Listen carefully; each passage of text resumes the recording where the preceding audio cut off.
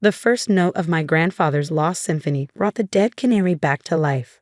I dropped the ancient manuscript, backing away as the small yellow bird, stuffed and motionless on my mantel for the past decade, suddenly ruffled its feathers and began to sing. My name is Dr. Eleanor Walsh, professor of musicology at Benton University, and until that moment, I had built my academic reputation on rational analysis and historical accuracy. Now I stood in my living room watching the impossible unfold, wondering if grief had finally broken my mind. 3 days earlier, I had received a package from Vienna. Inside was a water-damaged leather portfolio containing sheet music, the handwriting unmistakably my grandfather's. The accompanying letter from the Austrian National Library explained they discovered it during renovation work, hidden in a sealed compartment behind the rare manuscript collection. My grandfather, Julian Walsh, had been a brilliant but obscure composer who disappeared in Vienna in 1973 while researching what he called the transcendental properties of harmonic structures. The family had received cryptic postcards for several months afterward, then nothing.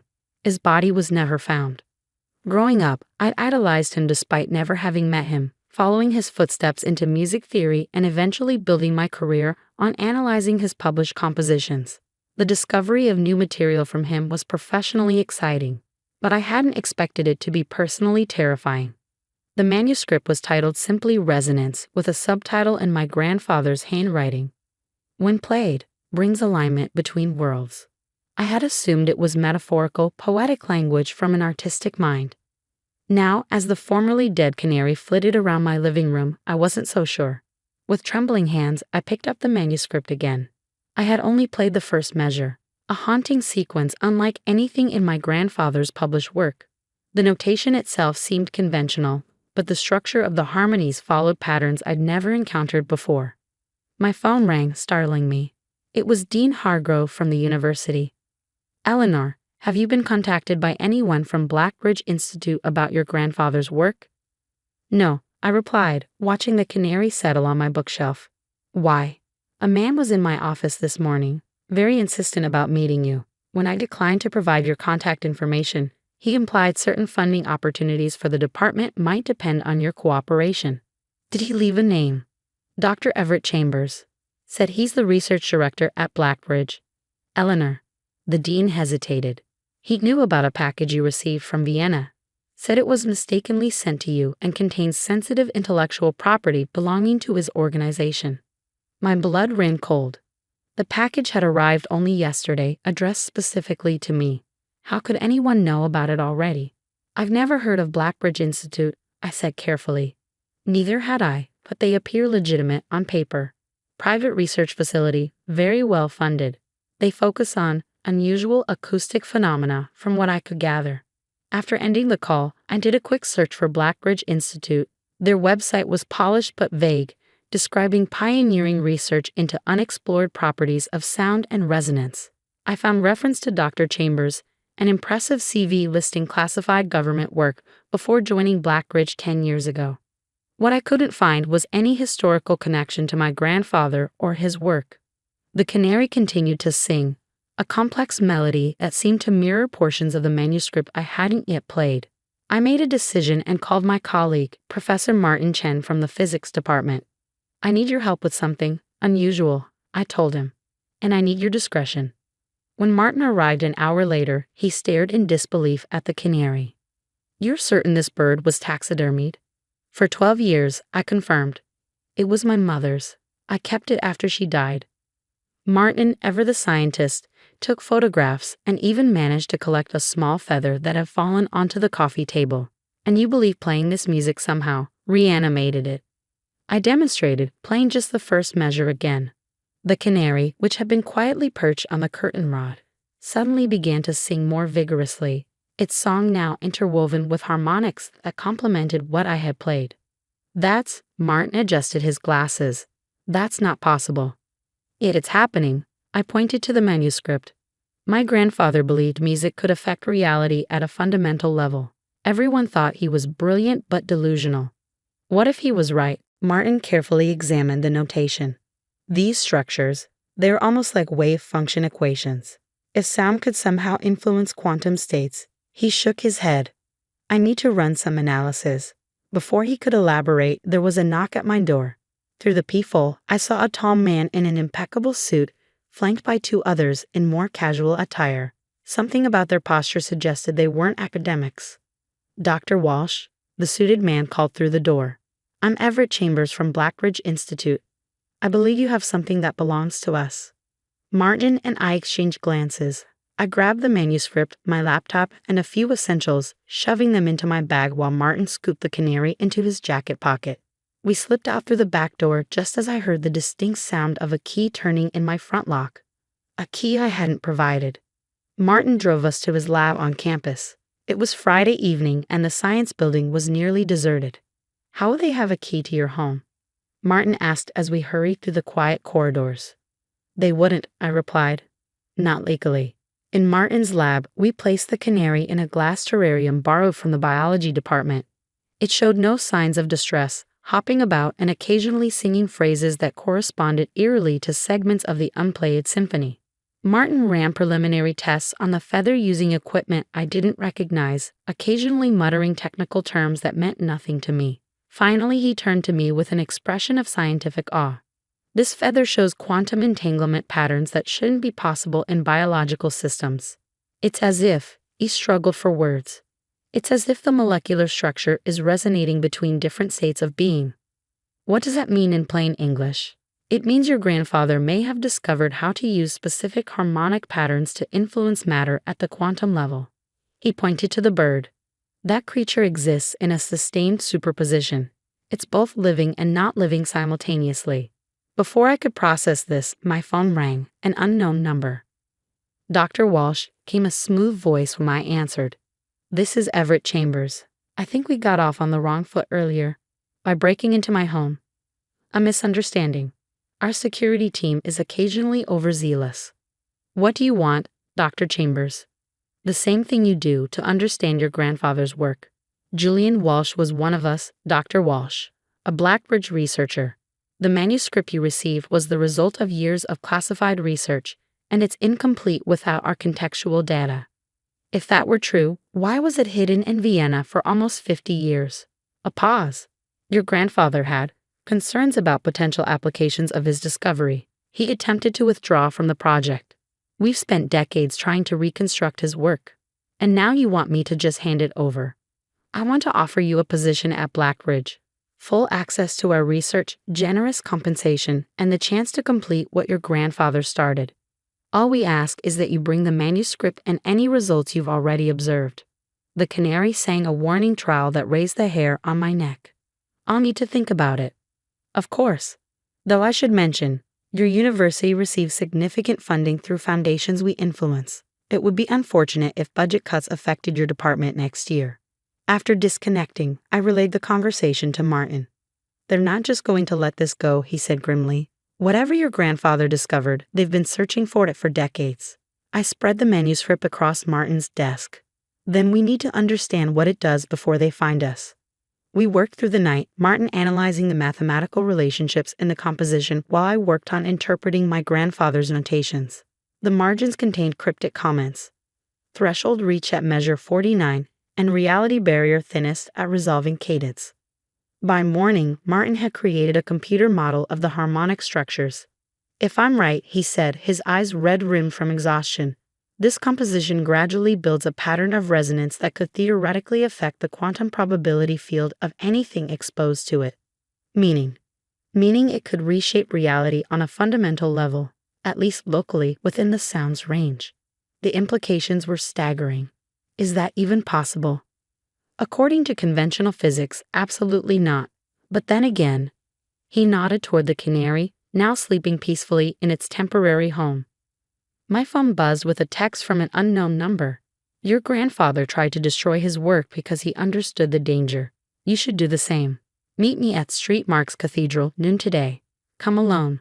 A friend of Julian's." I showed Martin the message. "Could be a trap," he warned. "Or it could be answers." I gathered the manuscript. "I'll go. You continue the analysis here." St. Mark's was nearly empty when I arrived, just a few tourists admiring the stained glass and a white-haired man sitting in the last pew. As I approached, he didn't look up. "Julian was right to fear what he discovered," the man said without preamble. Some doors shouldn't be opened. Who are you? Anton Novak. I worked alongside your grandfather at Blackridge when it had a different name. His accent was faintly Eastern European. We were researching weaponized acoustics, ways to use sound to disrupt enemy communications, disabled equipment. Julian took the research in an unexpected direction. The transcendental properties of harmonics, I quoted. Anton nodded. He discovered certain harmonic combinations could create what he called resonance tunnels between realities. Places where the barriers between possible worlds grow thin enough to cross. That's impossible. So was quantum mechanics once. He finally looked at me, his eyes sharp despite his age. The military applications were immediately obvious. Imagine soldiers who could step through sound barriers into positions behind enemy lines, or weapons that could be shifted into a target location from another reality. And my grandfather objected. Julian discovered something worse than weapons. He found that sustained resonance could actually merge realities, bringing elements from one world permanently into another. Anton lowered his voice. The manuscript you have isn't just music, Dr. Walsh. It's a key that opens doors to places we don't understand and cannot control. If it's so dangerous, why did my grandfather preserve it rather than destroy it? Because knowledge, once discovered, cannot be undiscovered. He believed humanity would eventually find this doorway again. The manuscript contains not just the formula to open the door, but warnings about what lies beyond it. Anton checked his watch nervously. Blackbridge never understood the full scope. They've been working from fragments, trying to reconstruct Julian's breakthrough. Now you've delivered the missing piece. What should I do? Complete the work. His answer surprised me. Finish Julian's composition as he intended, not as a weapon, but as a warning. The final movement contains fail-safes, harmonic structures designed to close the doorways permanently. He pressed a small notebook into my hands. Julian gave me this before he disappeared. It contains his notes on the final movement, the part missing from the manuscript you received. Before I could ask more questions, Anton stiffened, looking toward the cathedral entrance. They found us. Go out through the side chapel. I glimpsed men in dark suits entering the cathedral as I slipped away through a service door, clutching both the manuscript and the notebook. When I returned to Martin's lab, I found the door ajar and equipment scattered across the floor. Martin sat on a stool, looking dazed, a bruise forming on his cheek. The terrarium lay shattered, the canary gone. Chambers, he said before I could ask. 3 men. They took our preliminary data and the bird. I tried to stop them, he gestured to his face. Did they say anything? Only that you join them soon enough, voluntarily or not. Eleanor, the analysis I completed before they arrived, the harmonic patterns in that composition could theoretically tear a hole in space-time if amplified correctly. I showed him Anton's notebook. Then we need to complete it. The final movement apparently contains counter-harmonics that can close those tears permanently. Martin scanned the new material. These are brilliant. It's like an acoustic vaccine, triggers the same quantum effects, but in a pattern that stabilizes rather than disrupts. Can we implement it without the original manuscript they took? I have the digital scans. We'll need an acoustically perfect space for maximum effect and instruments capable of producing the exact frequency relationships. I knew just the place. The university's concert hall, renovated last year with acoustic perfection as the primary goal. As we gathered what we needed, my phone rang, Chambers again. Your colleague was most helpful, he said without preamble. We now have enough to proceed, though your expertise would still be valuable. Last chance to join us voluntarily, Dr. Walsh. Where are you taking this research, Chambers? Do you even understand what you're meddling with? Better than you might think. Your grandfather glimpsed the possibility of rewriting reality itself. Imagine the applications, pulling resources from parallel worlds, accessing technologies beyond our development, even altering historical outcomes. At what cost? Progress always has a price. When are you attempting to implement the formula? He hesitated, then apparently decided there was no harm in telling me. Tonight, midnight, we've constructed an acoustic chamber specifically for this purpose. Once we observe the initial results, we'll move to larger applications. After disconnecting, I turned to Martin. We have until midnight to implement the failsafe. The university concert hall was empty, the weekend schedule clear. Martin set up recording equipment while I arranged the necessary instruments, primarily crystal singing bowls, tuning forks, and a perfectly maintained grand piano. "We'll need to perform the entire composition," Martin explained, "including the parts Chambers has. The countermeasures only work in the context of the complete harmonic sequence. And if we succeed, according to these notes, any doorways opened by the original composition should seal permanently, and the harmonic pattern will be broken so it can never be replicated." As we prepared, strange phenomena began to manifest around us. The air seemed to thicken in certain spots, light bending around invisible contours. Small objects, pencils, paper clips, occasionally rose and hovered before falling again. "They've started," Martin said, checking his instruments. "They're already generating a preliminary harmonic field." I began to play, following my grandfather's composition precisely. Martin joined with the tuning forks at designated intervals, creating overlapping harmonic patterns that made the air vibrate visibly. As we reached measure 49, the threshold my grandfather had noted, the grand piano began to play itself, adding notes I wasn't touching. Around us, the air split into visible layers, like looking through shattered glass at multiple versions of the same room.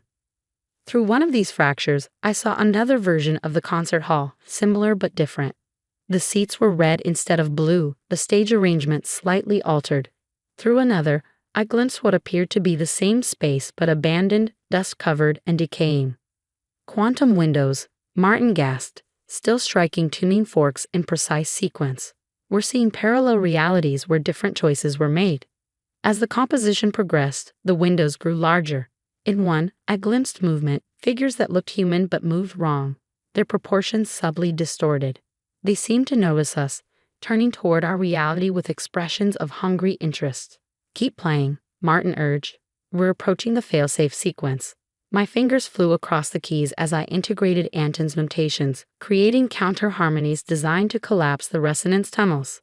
The figures in the parallel reality pressed against the thinning barrier, their features becoming clearer, twisted versions of human faces, eyes too large, mouths too wide. One reached through, its elongated fingers stretching into our reality, grasping toward me. The air where it penetrated shimmered and sparked. I launched into the final movement, a complex sequence of harmonically opposed patterns.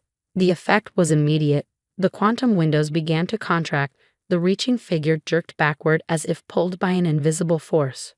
The piano keys became hot under my fingers, the strings vibrating so intensely I feared they might snap. Martin's tuning forks glowed with heat, but he continued striking them in sequence. In my mind, I heard my grandfather's voice, though I'd never actually heard it in life. "The doorway goes both ways, Eleanor. Complete the sequence." With a final thunderous chord that seemed to draw power from the very air around us, the windows to other realities collapsed completely. The reaching figure was violently pulled back, its inhuman shriek fading as the barrier between worlds sealed itself. The piano strings finally snapped, whipping through the air as the instrument fell silent. Martin's tuning forks shattered simultaneously, their fragments scattering across the stage. As the last echoes faded, we found ourselves in an ordinary concert hall once more. My grandfather's manuscript began to disintegrate in my hands, the pages turning to dust as if they had been waiting decades to finally fulfill their purpose. All that remained was Anton's notebook, the failsafe, the protection against doors that should never be opened again. Later that night, we learned that Blackbridge's facility had experienced a catastrophic acoustic anomaly. Their research was destroyed, their instruments rendered useless, and Dr. Chambers was found babbling about the things that almost came through. The canary had disappeared entirely, perhaps returning to whatever state of existence it truly belonged in. My grandfather hadn't been mad after all. He had discovered the music that could reshape reality itself, and had sacrificed everything to ensure it would never be misused. In completing his unfinished symphony, I hadn't just closed doors between worlds, I had finally brought his life's work to its true resolution. "I can't stand that old hag. I'll just stay at a hotel." Same here. I'll go with that. That's just awful. What do they think of my mom? They can't even tolerate living with her for just 3 days. If my mom knew about this, I can't imagine how heartbroken she would be. This is too much. It's just cruel. Anger started bubbling up inside me. Those two are always so arrogant and only ever think about themselves. At this point, I might as well teach them a serious lesson. I immediately sprang into action. My name is Michelle, and I'm 43 years old. I work as a sales administrator at a trading company. At 29, I met John through a mutual friend and got married. We found a cheap house, bought it, and the next year, we welcomed our daughter, Jessica. By all accounts, we seemed like a perfectly happy family. But now, 13 years later, things couldn't be more different. John and Jessica leave all the household chores to me and act like they don't care. Even when I try to talk to them, they rarely respond, and they won't even look at me. Hey, John, I'm tied up cooking, so could you clean the bathroom? Hey, are you listening? Forget it. Oh, Jessica, can I ask you a favor? Could you clean the bathroom for me instead? Jessica just walked past me without saying a word. Both of them completely ignore me. Why has our family become so cold and distant? More than sadness, I felt anger building up, and I couldn't help but sigh every day. My frustrations with John are endless. He seems to think it's normal for men to lounge around at home without lifting a finger. I've brought up the topic of sharing household chores countless times since we were younger, but he's always been uncooperative. Because it wouldn't look good, okay? If people at work found out I was doing chores at home, they'd probably laugh at me. Are you serious right now? You're not joking? I can't believe this. What century are you living in?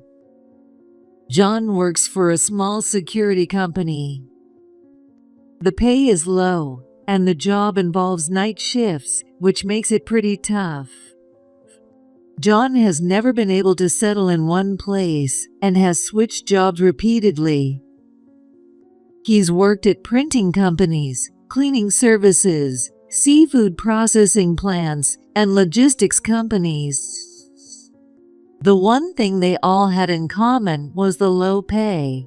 He earns less than half of what I do. I'm not saying that earning more makes someone better, but it's been hard for me to ignore. I'm stuck handling all the chores and parenting. Can't you pitch in a little? There are plenty of quick things you could do, like taking out the trash, washing the dishes, or cleaning the bathroom. There you go again. Don't you ever get tired of this? I'm exhausted. Security work is hard, you know? It's cold, I'm on my feet all day, and I have to stay alert. Can't I just relax when I'm home? Being a sales administrator at a trading company is tough too, but somebody has to do it, and that's why I also handle the chores and parenting.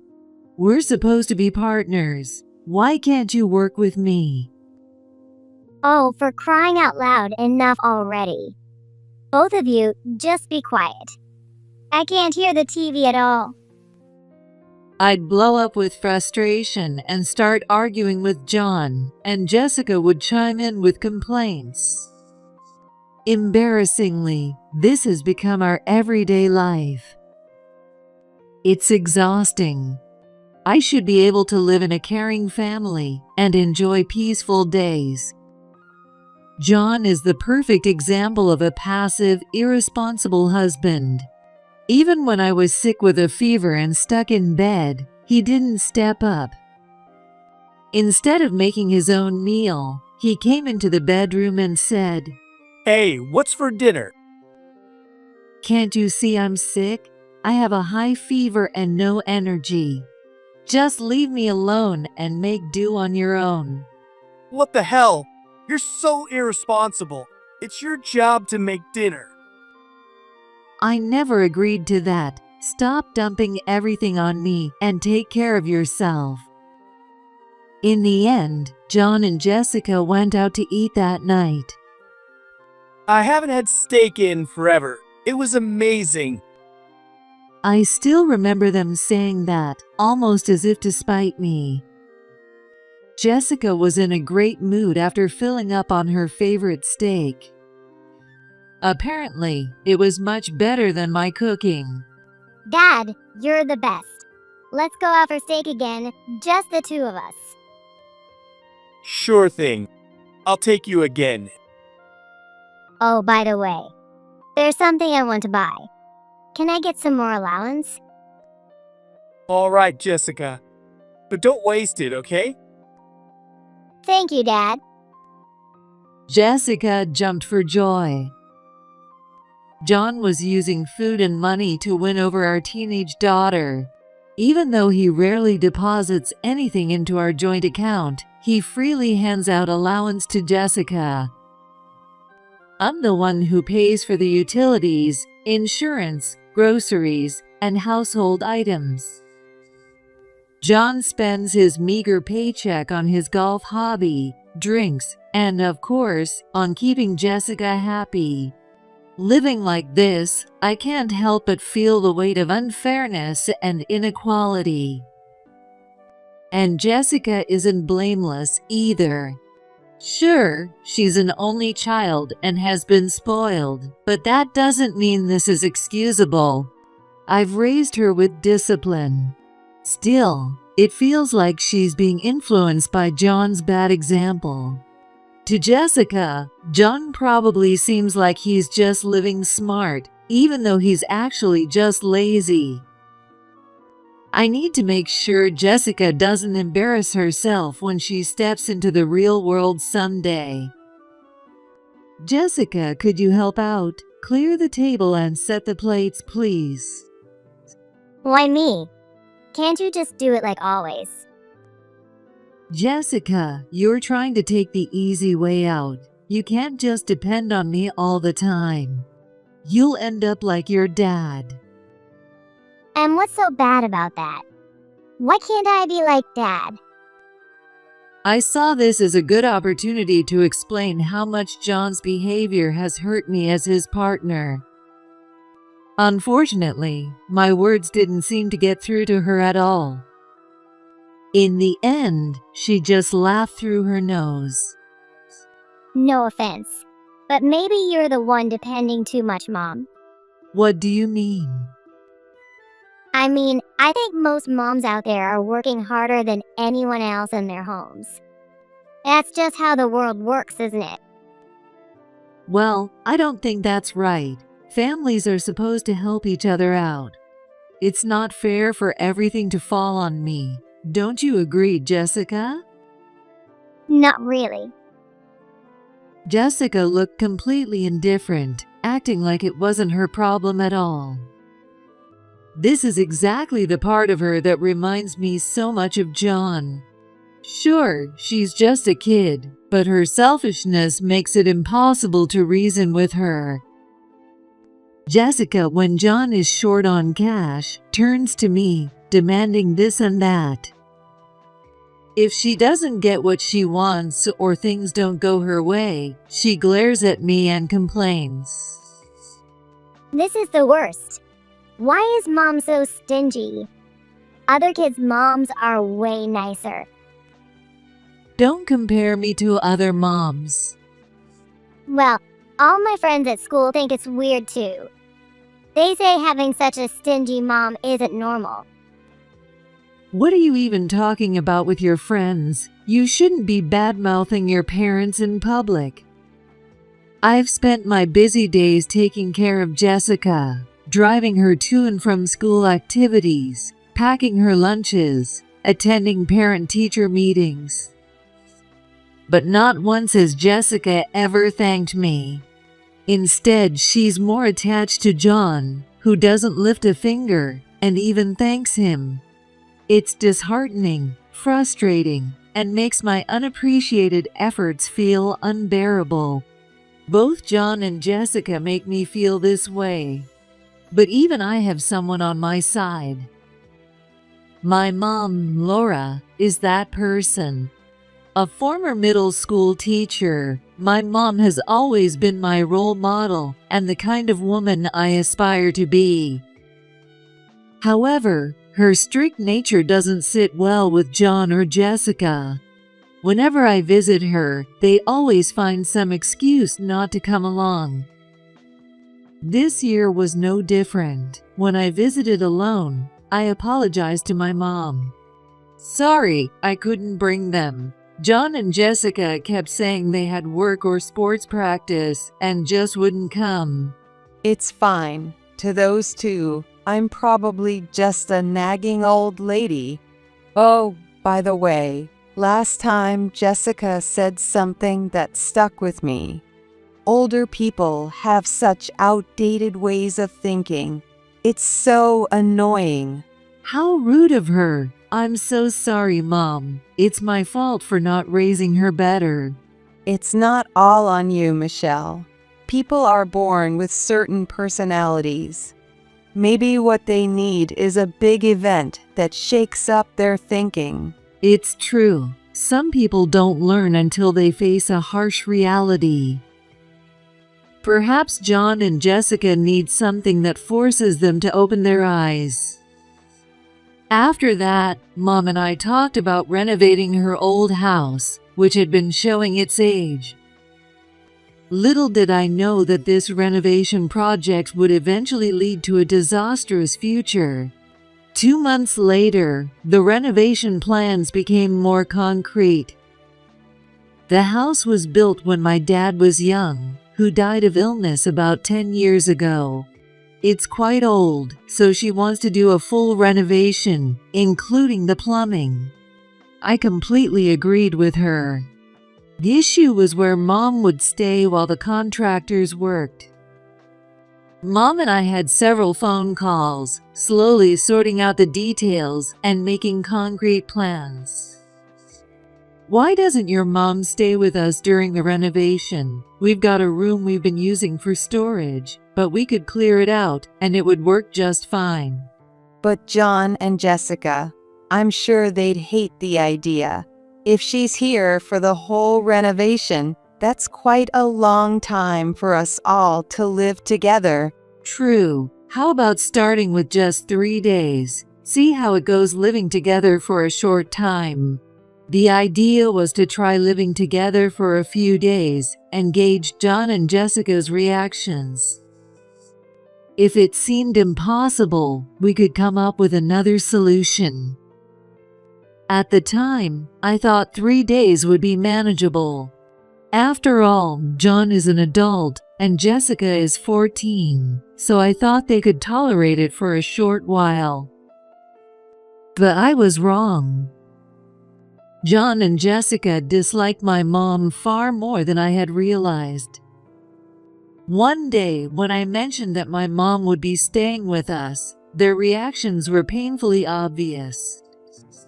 What did you just say? I said my mom will be staying here for 3 days, so please be nice to her. No way. I can't stand that old hag. I'll just stay at a hotel. Same here. I'll go with Dad. Their rejection was intense. It made me feel really sad. Sure, my mom is strict. She values rules, manners, and doing things the proper way. But she never says anything without good reason. She only speaks up because she cares. Isn't your reaction a bit much? My mom doesn't enjoy being strict. It's not easy for her either. She doesn't want things to be tense, but people make it hard for her not to speak up. So you're saying it's our fault? Look, not everyone can live up to your standards. Who would want to live with a nagging old hag anyway? That's right. Grandma is seriously annoying. Mom, you're already bad enough with your nagging.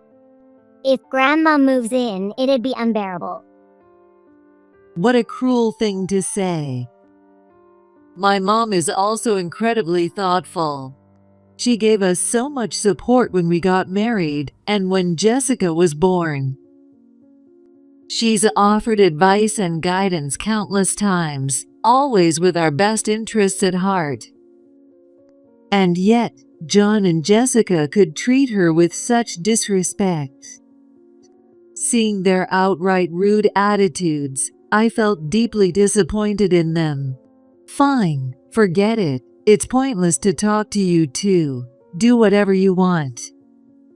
Like you have to tell us, right, Jessica? Yeah. Go ahead and live with that old hag on your own. John and Jessica burst out laughing. It was just too much. I couldn't take it anymore. After packing their bags, the two happily left for a hotel. Watching their cheerful departure, I wasted no time taking action. Those two, so utterly inconsiderate, needed a serious wake-up call. How could they be so cruel? It's unbelievable. That night, with John and Jessica gone, I made up my mind. I'm done living a life troubled by those two. It's time to clear the slate. I called my mom to share my decision. And that's how I feel. I've had enough. So, you've made up your mind. All right. Do what you need to do. Let me know if there's anything I can do to help.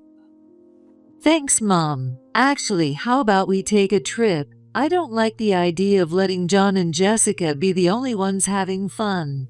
That sounds good. It's been ages since we went on a trip together. That night, while staying at our favorite hotel with a pool, while relaxing in the room with my mom, I received a call from John. He and Jessica were supposed to be at a hotel somewhere. What could he possibly want now? I didn't feel like answering, but since there was something I needed to tell him, I picked up. Hello? Hey, is the old hag there yet?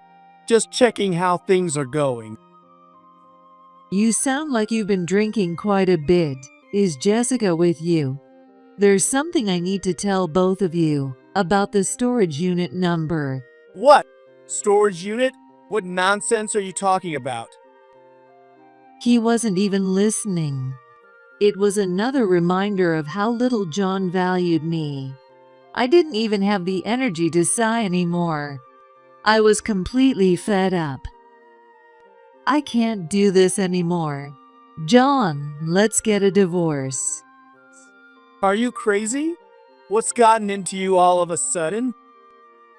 Why are you so surprised? Is it really so shocking that I'd ask for a divorce? Of course, it's shocking. What the hell are you thinking? He seemed genuinely taken aback. I hadn't expected that kind of reaction. In other words, John probably has no idea how much pain he's caused me. Honestly, I'm shocked. Do you really not understand why I'd want a divorce? Well, I wouldn't say I don't understand, but... Exactly. You never help with the housework. You don't contribute to the joint account. It's only natural I'd want a divorce. But what about Jessica? If we divorce, who's going to take care of her? Are you just going to abandon parenting? I was surprised to hear such a statement from John. It didn't sound like something someone who had barely been involved in raising Jessica during her most demanding years would say. By now, I had no intention of taking Jessica with me. She could live with John.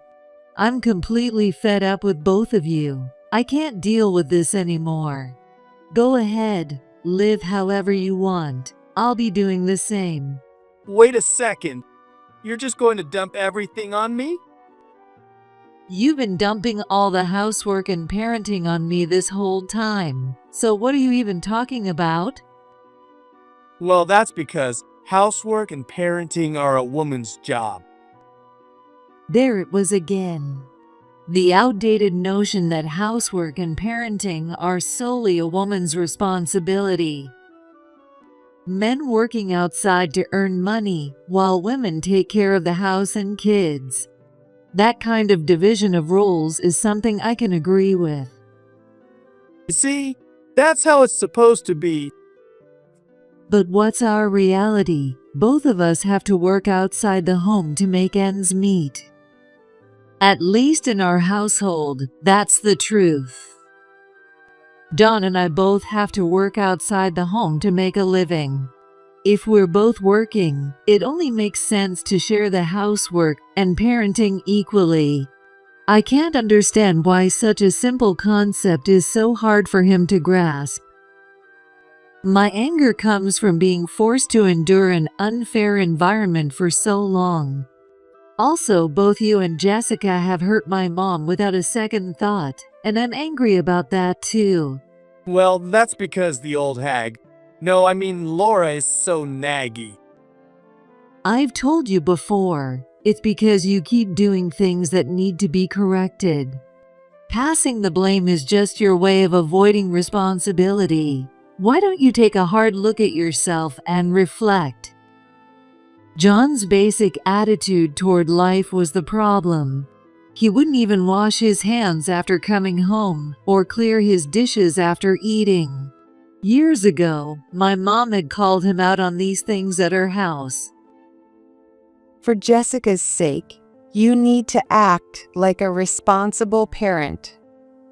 That's when John started referring to my mom as a nagging old hag. My mom's concern for Jessica versus John's thoughtlessness. I believe John is the one at fault. Unable to come up with a counter-argument, John eventually cursed under his breath and hung up. After that, he ignored my calls and didn't reply to any messages. I had wanted to talk to Jessica as well, but it seemed I'd have to let that go for now. That night, I enjoyed some good wine with my mom, imagining the shocked faces of John and Jessica when they returned home. As I was unpacking, John called. It seemed they had arrived back at the house. The moment I answered, he started yelling at me. What the hell is going on? The house is gone. Explain this. Just as it looks, I had it demolished and cleared. That house was in my name, so I can do whatever I want with it. Still, what about my stuff and Jessica's? Where's all our stuff? I already told you about the storage unit and gave you the code. Did you forget? All of John and Jessica's belongings were safely stored in a rental unit. It was up to them to figure out their next steps and move their things to a new place. Sensing John's confusion, I brought up our divorce again. Let's finalize the divorce soon. I'm truly done living with you two. Jessica can stay with you. She probably doesn't want to live with me anyway. You can't be serious. Do you really think I can raise Jessica on my own? That wasn't my concern. After all the burdens they had placed on me, this was their payback. If John and Jessica end up living together, he might finally understand some of the struggles I've been through. After all, one of them or both will have to take care of the housework. No matter what they say, I have no intention of ever going back to being their housemaid. After making that perfectly clear, John finally seemed to accept the reality. Fine. Have it your way. Jessica and I will live on our own. We don't need you. We'll be just fine. Great. Go ahead and do that. At that moment, Jessica's voice cut in. Wait a second. It seemed she had grabbed John's phone. You can't just decide this without me. Me and Dad living alone? Why would it come to that? Jessica, didn't John tell you? I'm tired of living with you too. That's why I'm moving out. Eventually, I plan to file for divorce as well. Clearing the house was my way of showing my determination. Hearing this, Jessica was already on the verge of tears. She insisted there was no way she could live alone with John. Isn't that obvious? Dad can't cook. He doesn't clean. He can't do anything. That means I'll have to do everything, right? It's not that he can't do anything. You two need to sit down and have a proper discussion about how to divide the chores from now on. Jessica burst into tears, wailing about how unfair it all was. We'll show you. Just watch. In the background, John was still yelling. Ignoring his ranting, I calmly repeated the code for the storage unit and ended the call without hesitation. It was only 2 weeks later when John came crying to me. By then, I was enjoying life with my mom in a newly rented apartment. We had discussed housework and living expenses thoroughly, and there was no sense of unfairness between us. I was in such a good mood every day that hearing from John was nothing but annoying. What do you want?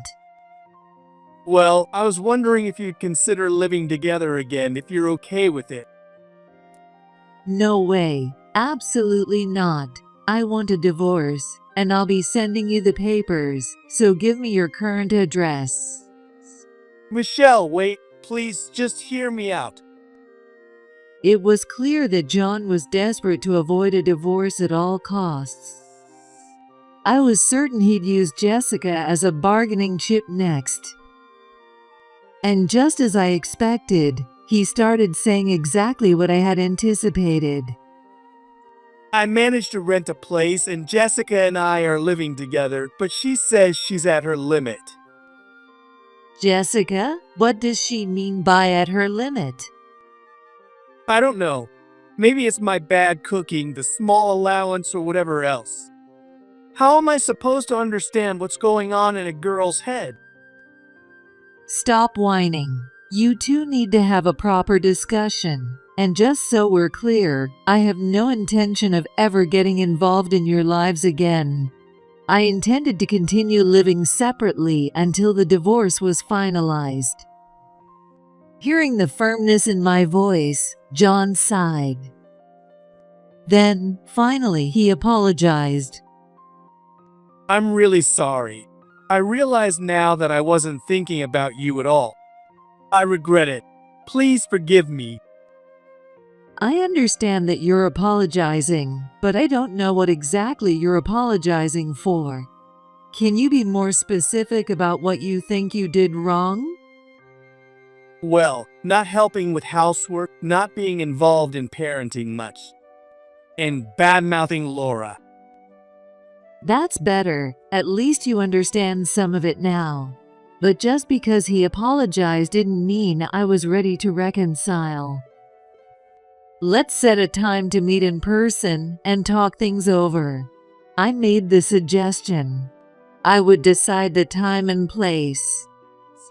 John quietly agreed to my terms. On the day of the meeting, I chose a small, privately owned restaurant as the location. Expecting things might get heated, I asked the manager to seat us in a booth with a partition for privacy. When John and Jessica arrived a bit late, they seemed surprised to see my mom, Laura, sitting next to me. Laura, it's been a while. Hi, Grandma. Both of you, even if it's family, you should respect the agreed time. And feel free to call me an old hag like usual. It suits me just fine. John and Jessica shrank under my mom's cold words. It seemed neither of them dared to insult her directly to her face. Having my mom present turned out to be the right choice. I intended to let her give them a serious lecture. John, it seems you've treated Michelle quite poorly. After getting married, Did you leave all the housework and parenting to her? How do you think that reflects on you as a man? Yes, I'm sorry. Both you and Michelle have jobs and come home tired, right? Even so, you made her handle all the cooking, cleaning, and laundry while you sat around doing nothing. Is that correct? Yes, you're absolutely right. Former teachers have a unique presence. Her tone was calm, yet incredibly intimidating. John stared intently at a single spot on the table, looking visibly distressed. When the topic of me staying for 3 days came up, I heard you said something like, "I can't stand the old hag, so I'll go to a hotel." Was Jessica nearby when you said that?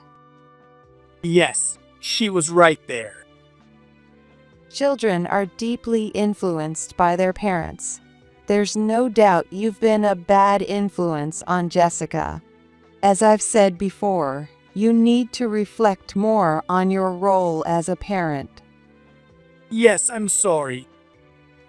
John apologized. My mom's sharp gaze shifted to Jessica next. Jessica hunched her shoulders. She must have realized that she was about to be scolded. Jessica, you've made mistakes too. Your mom worked hard at her job, housework, and raising you, yet you sided with your father, who did nothing to help. I'm sorry. If you truly feel sorry, apologize to Michelle. I understand it's tempting to take the easy way out, but how do you expect to grow if you give in to that? To make your mother lose faith in you, it takes a lot to reach that point. Sniffling, Jessica nodded. It seemed the past 2 weeks had taught her a harsh lesson. She now realized living alone with John was impossible. Get a grip. Gently scolded by my mom, Jessica turned to me and apologized. Mom, I'm so sorry. I've really been awful. I know I hurt you so much by siding with Dad all the time. Please forgive me. I'll apologize again. Michelle, I'm truly sorry for everything up until now. Please forgive me so that... So that what? I'll just forget everything and move on. My response must have been completely unexpected. Both John and Jessica widened their eyes in shock. If they thought an apology alone would make everything better, they were dead wrong. You feel bad, and you've reflected on your behavior. Fine, I accept your apology. But that doesn't mean I'm going to live with you again. You two can continue living your own lives. Mom, please. I'll do anything. Just don't abandon me. I can't live with such a useless dad. Jessica, that's too much. Calling me useless is uncalled for. But it's true, isn't it? You're underpaid. You're a terrible cook. You never clean. Honestly, you're the worst. Living with you just means I have to do more, and it's exhausting. I can't even focus on studying, and my grades are dropping. Jessica's anguished outburst silenced John. At least he was mature enough to take her criticism without lashing out. I'm sorry, Jessica. I've really put you through a lot, and Michelle, I'll apologize to you as many times as it takes. I was wrong to make you so angry that you demolished the house. Looks like you're finally starting to understand. And Laura, I owe you an apology too. You were only trying to guide us for our own good, but we ignored you, pushed you away, and said such disrespectful things. If you truly understand, I have nothing more to say. John and Jessica both apologized to us. They asked me to drop the divorce and live with them again. From the way they acted during this conversation, they seemed genuinely remorseful and looked like they had learned their lesson. I glanced at my mom, who was sitting next to me. She gave me a nod. I immediately understood what she meant. This wasn't a nod to suggest I should forgive them, but rather a signal not to show any leniency toward their entitled mindset. I didn't need my mom to encourage me. I had no intention of forgiving them so easily myself. Don't even think about it. Live with you two again? Absolutely not. You know exactly how that would end. What do you mean by that? We'll change, I promise. Even if I could forgive you, I won't. You two only talk.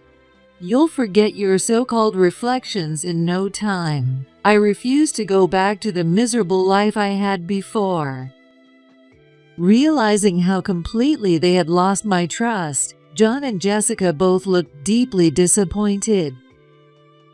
They kept apologizing, but I stood firm and refused to live with them again. I made it clear that my decision to divorce hadn't changed, leaving John and Jessica in tears, pale-faced with despair. My mom and I left the restaurant, leaving John and Jessica behind. Having reaffirmed my decision to divorce, I felt a newfound sense of clarity and relief. From that point on, everything went according to my plan. After filing for divorce mediation at family court, the divorce was finalized without any issues. Now I could completely sever ties with those two burdensome individuals. The joy I felt was indescribable. From what I've heard, John and Jessica's life together turned out to be nothing short of disastrous. Though they despised each other, they had no choice but to live together, leading to constant arguments. They would hurl insults at each other, and sometimes even throw things during their nightly fights. Naturally, their apartment became a total mess from such a lifestyle. It got so bad that their landlord eventually evicted them. The thought of John and Jessica desperately begging for forgiveness from the landlord amused me. Despite everything, I still received frequent calls from both of them. As usual, they begged for my forgiveness and pleaded to live together again. I wish they'd finally learned that no matter what they say, it's pointless. Please forgive me, Michelle. I can't live with Jessica anymore. She's unreasonable, spends money recklessly, and doesn't even respect me as her parent. I'm the one who can't take it anymore. Living in this filthy, smelly apartment with you, a useless father? I can't stand it for another second. How dare you talk to your father like that? Shut up. Just disappear, loser. The argument continued on the other end of the line. I quietly ended the call. They could keep dragging each other down for all I cared. Later, I heard that Jessica fell in with a bad crowd, got pregnant, and dropped out of school. Meanwhile, John, strapped for cash, turned to payday loans and ended up drowning in debt. It's like a textbook example of a downward spiral. They're truly beyond saving. I'm so glad I cut ties with them. Absolutely. This was the right decision. Hearing about John and Jessica's fates, my mom and I nodded in agreement. I was relieved to have escaped being dragged down by those two and to have avoided wasting my life. I was filled with gratitude for my decision to divorce. Now, I live peacefully with my mom in our newly renovated family home. Because we know each other so well and have such a good relationship, our daily life is incredibly comfortable and runs smoothly. We both hope to continue living like this for many years to come. My mom and I said so, smiling at each other. Let's call off the wedding. The three of them announced it in perfect unison. The guests began whispering among themselves the moment they saw the video, glancing at Nancy and me. I felt unbearably uncomfortable, shrinking into myself with rounded shoulders. Looking at Nancy, I saw she was bowing her head, just like me.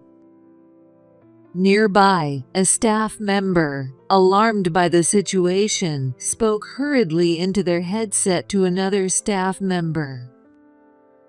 A plain girl like Nancy is just out of place for someone like me. Kevin said, laughing as if he were enjoying himself, adding insult to injury. His mother chimed in with a nasty smile. Kevin's next partner has already been chosen. She's the beautiful daughter of a wealthy family. Someone like you deserves to be dumped. As the video ended, the room grew even noisier. The MC looked completely flustered, unsure of how to handle the situation. Mom, Dad, I'm so sorry. Tears started streaming down Nancy's face. I clenched my teeth in frustration.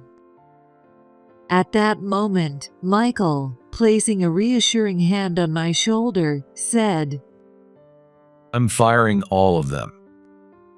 There was no way we could forgive Kevin and his family for what they did to Nancy. They would all pay for this.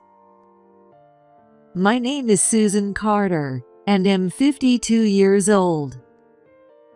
I work part-time and live with my husband, Michael, who is the same age, and our 25-year-old daughter, Nancy. These days, we live a peaceful life, but 15 years ago, things were incredibly tough. That's because Michael's parents had cut ties with us. Michael came from a wealthy family, and his father was the CEO of a well-known company. On the other hand, I was from an average family, so his parents strongly opposed our marriage. When we went ahead with the wedding anyway, Michael's parents were furious. His father was particularly enraged and fired Michael from the family company where he had been employed. The following years were incredibly challenging. My elderly parents couldn't help us, and it was difficult for Michael to find another job. Many companies hesitated to hire him due to their business ties with his father's company. Eventually, Michael found work at a small company with fewer than 10 employees. Of course, we couldn't survive on Michael's salary alone, so I started working part-time. I took a job at a cleaning company and often found myself in situations that made me want to cry. Still, I worked hard because I wanted to be with Michael. Our turning point came 15 years ago. Michael's mother contacted him out of the blue. His father was terminally ill and had only a short time left, so they wanted Michael to take over the family business. Michael was furious at their audacity after years of silence, but I calmed him down. By that time, Nancy had already been born, and she had changed our perspective. As a parent, I could understand their feelings. If your cherished son marries a woman like me, ordinary, with no standout qualities, you might oppose it too. So we reconciled with Michael's parents, and he took over his father's company. 5 years after Michael assumed leadership, his father passed away. Supporting his grieving mother became my role. For the next 10 years, Michael worked tirelessly to manage the company. Nancy joined one of its related companies, where she worked hard. We thought we would keep working together as a family of 3. Just then, Nancy came to me with unexpected news. One evening, Nancy asked to speak with me. I'm getting married and I'd like to introduce him to you. Really? Who is he? I hadn't heard Nancy talk about romance recently, so I was surprised. He was Kevin Brown, 32 years old. He had transferred to Nancy's workplace a year ago. She said he was the son of the department manager and had a charming smile. However, I had one concern. Getting married after only 6 months of dating, isn't that way too soon? Can't you wait a little longer? She explained that Kevin had confessed his love to her 6 months ago, intending to marry, and had proposed recently. Having gone through struggles in my own marriage, I couldn't help but worry. Nancy, however, chuckled and replied, It's fine, Mom. Kevin and his father both work at my company, so their background is clear. If you're sure, I won't object. Nancy was quite stubborn and never changed her mind once she decided something. And as a fully grown adult, she had the right to make her own choices. So I couldn't say anything more. Next Sunday, Kevin is coming over to introduce himself. I would like you to meet him, even if it's just you. All right. Michael would probably be working on Sunday.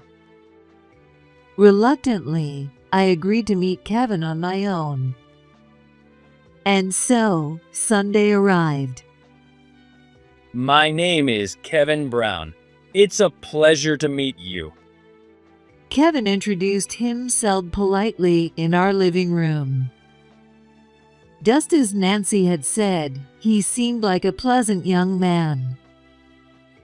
The conversation flowed smoothly until Kevin suddenly asked, By the way, I don't see your husband. Where is he? Looking around curiously, he was answered by Nancy on my behalf. Dad's at work today. He often works even on his days off. As the CEO of his company, Michael frequently attended events or hosted clients on Sundays. Although I used to feel lonely about it, I had always supported his efforts. But Kevin let out a dismissive laugh. Working at a dead-end company. Doesn't sound like he's making much money. Kevin, what was that? I had overheard his muttering and felt uneasy. Nancy, who hadn't caught his words, looked puzzled. Kevin, however, quickly switched gears and put on a bright smile. Oh, nothing. I'm just impressed by his dedication to his job. I see. Had I misheard him? The rest of the visit went smoothly without incident. In the end, Kevin thanked me politely and left. But his words and expression lingered in my mind. 6 months after Kevin's visit, Nancy's behavior noticeably changed. She sighed often and seemed distracted. That day, Michael happened to be home and looked worried as he noticed Nancy's demeanor. Nancy, what's wrong? If something's bothering you, you can tell us. Nancy looked on the verge of tears as she responded. The truth is, Kevin's parents are against our marriage. Why would they object? Michael frowned deeply. I had already told him about Kevin's behavior the other day, including how he had arbitrarily assumed it was a dead-end company. Perhaps he was considering what that might mean. Kevin's dad is the department manager at my company, right? It seems like he doesn't approve of someone plain like me. That's all? I felt annoyed. It's true that Nancy's style isn't flashy, and she wears light makeup. But with her well-defined features, inherited from Michael's good looks, she doesn't need much to look stunning. Our company does have a lot of beautiful women. I guess it's no surprise that he thinks that way. Nancy gave a weak smile. That evening, as I passed by Nancy's room, I heard her talking, possibly on the phone. It sounded like the person on the other end was berating her, as Nancy kept apologizing repeatedly. Worried, I gently opened her door. The voice on the phone was so loud that I could clearly hear the conversation. That's why I'm telling you, you're not a good match for Kevin. How did someone as plain as you manage to win him over? You're awful, pretending to be innocent. It seemed the caller was Kevin's mother.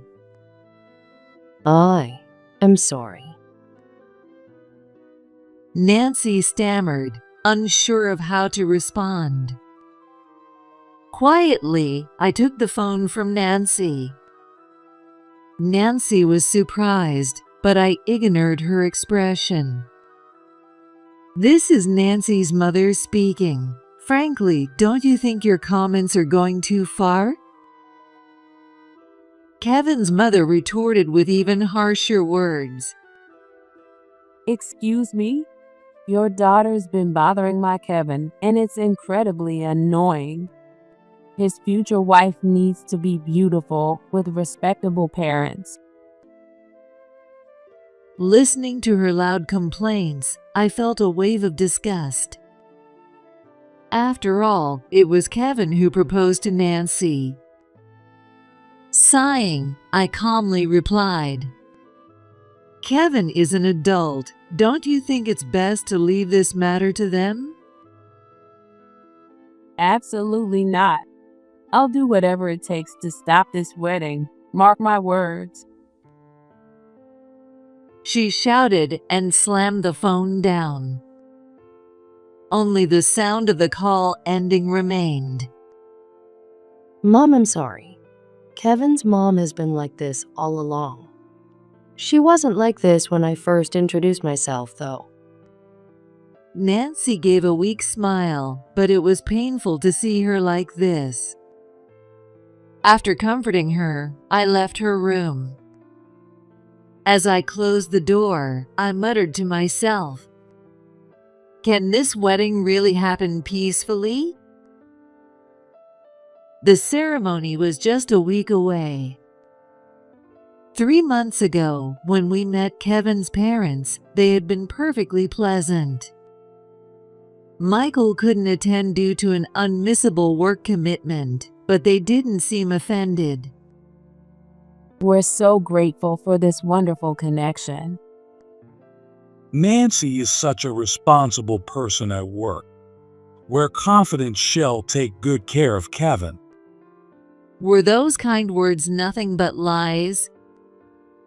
Now, at the last moment, his parents were opposing the wedding. I was overwhelmed by an inexplicable sense of unease. The day before the wedding finally arrived. Nancy, looking anxious, came to talk to Michael and me. About tomorrow, Kevin suddenly said he wants to make a dramatic entrance partway through. I would prefer for him to just be there with me from the start. What? What do you mean? I've never heard of just the groom making an entrance partway through. That's unusual. The wedding was set to take place at a guest house. There wouldn't be a ceremony, it would start with the reception. But normally, both the bride and groom would make their entrance together. My puzzled expression must have been obvious because Nancy continued.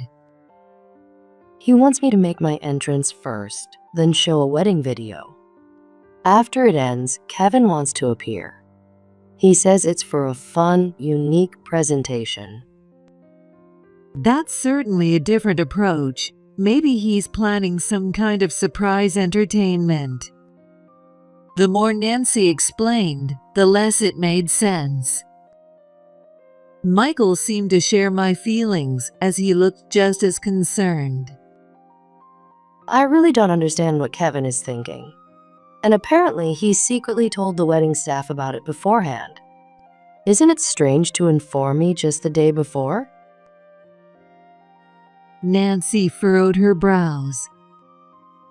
Even she seemed to find it hard to accept. Shouldn't you talk to Kevin about it? Having just the groom make an entrance partway through is really odd. Exactly. Wouldn't you feel more comfortable if Kevin was by your side, Nancy? But Nancy shook her head. It's difficult. Kevin hasn't been answering my calls much lately. And at work, he often goes straight home after being out. It's unbelievable that you can't reach him, especially with the wedding so close. Are you sure everything's okay? I trust Kevin, so it's fine. Sorry for worrying you. Nancy smiled, and we couldn't say anything more. The wedding day arrived. We were informed by the venue staff that the bride and groom would have separate waiting rooms. We debated whether to visit Kevin's room, but we didn't want to leave Nancy alone. Besides, if Kevin really had planned a surprise to make Nancy happy, it would be rude to interfere. In the end, Michael and I decided to head straight to the reception hall without seeing Kevin. But as we arrived, we noticed something unusual. Kevin's parents aren't here. Are they still in the waiting room? The ceremony's about to start. At our table, there were 2 empty seats. Those were for Kevin's parents. Aside from those 2 seats, everyone else had already taken their places, creating an atmosphere of eager anticipation for the reception. We didn't want to cause a scene. So we agreed to quietly wait for Kevin's parents to arrive. Later, we would deeply regret that decision. As the MC introduced her, Nancy entered the hall alone, and the room erupted in applause. Her dress, a custom piece made specifically for this day, was breathtaking. Nancy looks absolutely beautiful. Yeah, Kevin is a lucky man. Michael nodded emphatically. Thinking about my daughter leaving our home, I couldn't stop the tears from flowing. I knew it was too early to feel sentimental since the marriage wasn't official yet. But after spending 25 years together, the bond we shared was undeniable. Once Nancy took her seat, the MC introduced the wedding video. The lights dimmed, and the video started playing on the large screen. I expected it to be a montage of Nancy and Kevin's journey together. But my assumption couldn't have been more wrong. What? What is this? The video showed close-ups of Kevin and his parents. All of the 3 were grinning smugly. What is going on here? This feels wrong. Michael muttered. He seemed visibly irritated. Then, in the next moment, things took an outrageous turn. Let's call off the wedding. The three of them announced in perfect unison. As soon as the guests saw the video, they began whispering while glancing at Nancy and me. I felt incredibly uncomfortable, shrinking into myself. Michael's face contorted with anger. Looking at Nancy, I saw she was also bowing her head, just like me. Nearby, a staff member seemed flustered by the situation and spoke urgently into their headset. Apparently, this wasn't part of the plan. And yet, the video continued to play. I mean, a plain girl like Nancy is just not a match for someone like me. Kevin said, laughing smugly. His mother added with a nasty smile. Kevin's next partner is already decided. She's the daughter of a wealthy family and absolutely gorgeous. You deserve to be dumped. When the video ended, the room grew even louder. The MC looked flustered, clearly unsure of how to proceed. There was no way this wedding could continue. I turned to comfort Nancy. But in the next moment, I froze. Mom, Dad, I'm so sorry. Tears streamed down Nancy's face. Her sadness was palpable. Nancy, you've done nothing wrong. You're our precious daughter, I said, hugging her tightly. But if I had talked more with Kevin, maybe things would have turned out differently. I wouldn't have embarrassed you both. Her shoulders shook as she cried harder. She was clearly devastated by the video. Nancy. Seeing her tears, I felt my own welling up. Anger and frustration at my own helplessness made me clench my teeth. At that moment, Michael placed a hand on my shoulder and said, I'm going to make sure all of them pay for this. He was visibly furious. He couldn't forgive Kevin and his family for what they'd done to Nancy. They would all regret this. That evening, Nancy's phone rang. The call was from Kevin. Nancy looked visibly distressed. After asking her permission, I answered the call instead. Kevin, where are you right now? You've done something truly outrageous today. Oh, Susan, you startled me. Kevin responded, his tone completely devoid of remorse. I could hear laughter in the background, presumably from his parents. There's no need to get so angry. Exactly. It was just a little joke. I will absolutely drag them down to hell. I silently switched the call to speaker mode. Playing that video during the wedding and then running off. I'm deeply disappointed in you, Kevin. Kevin's tone became defensive. I mean, what's the point of marrying into a family where the father works for a low-paying company? There's no benefit for me. Exactly. I'm a department manager at a well-known company after all. That's a much better position than anything your family can offer. Kevin's father chimed in, laughing loudly. It's such a relief we don't have to connect with such a low-class family.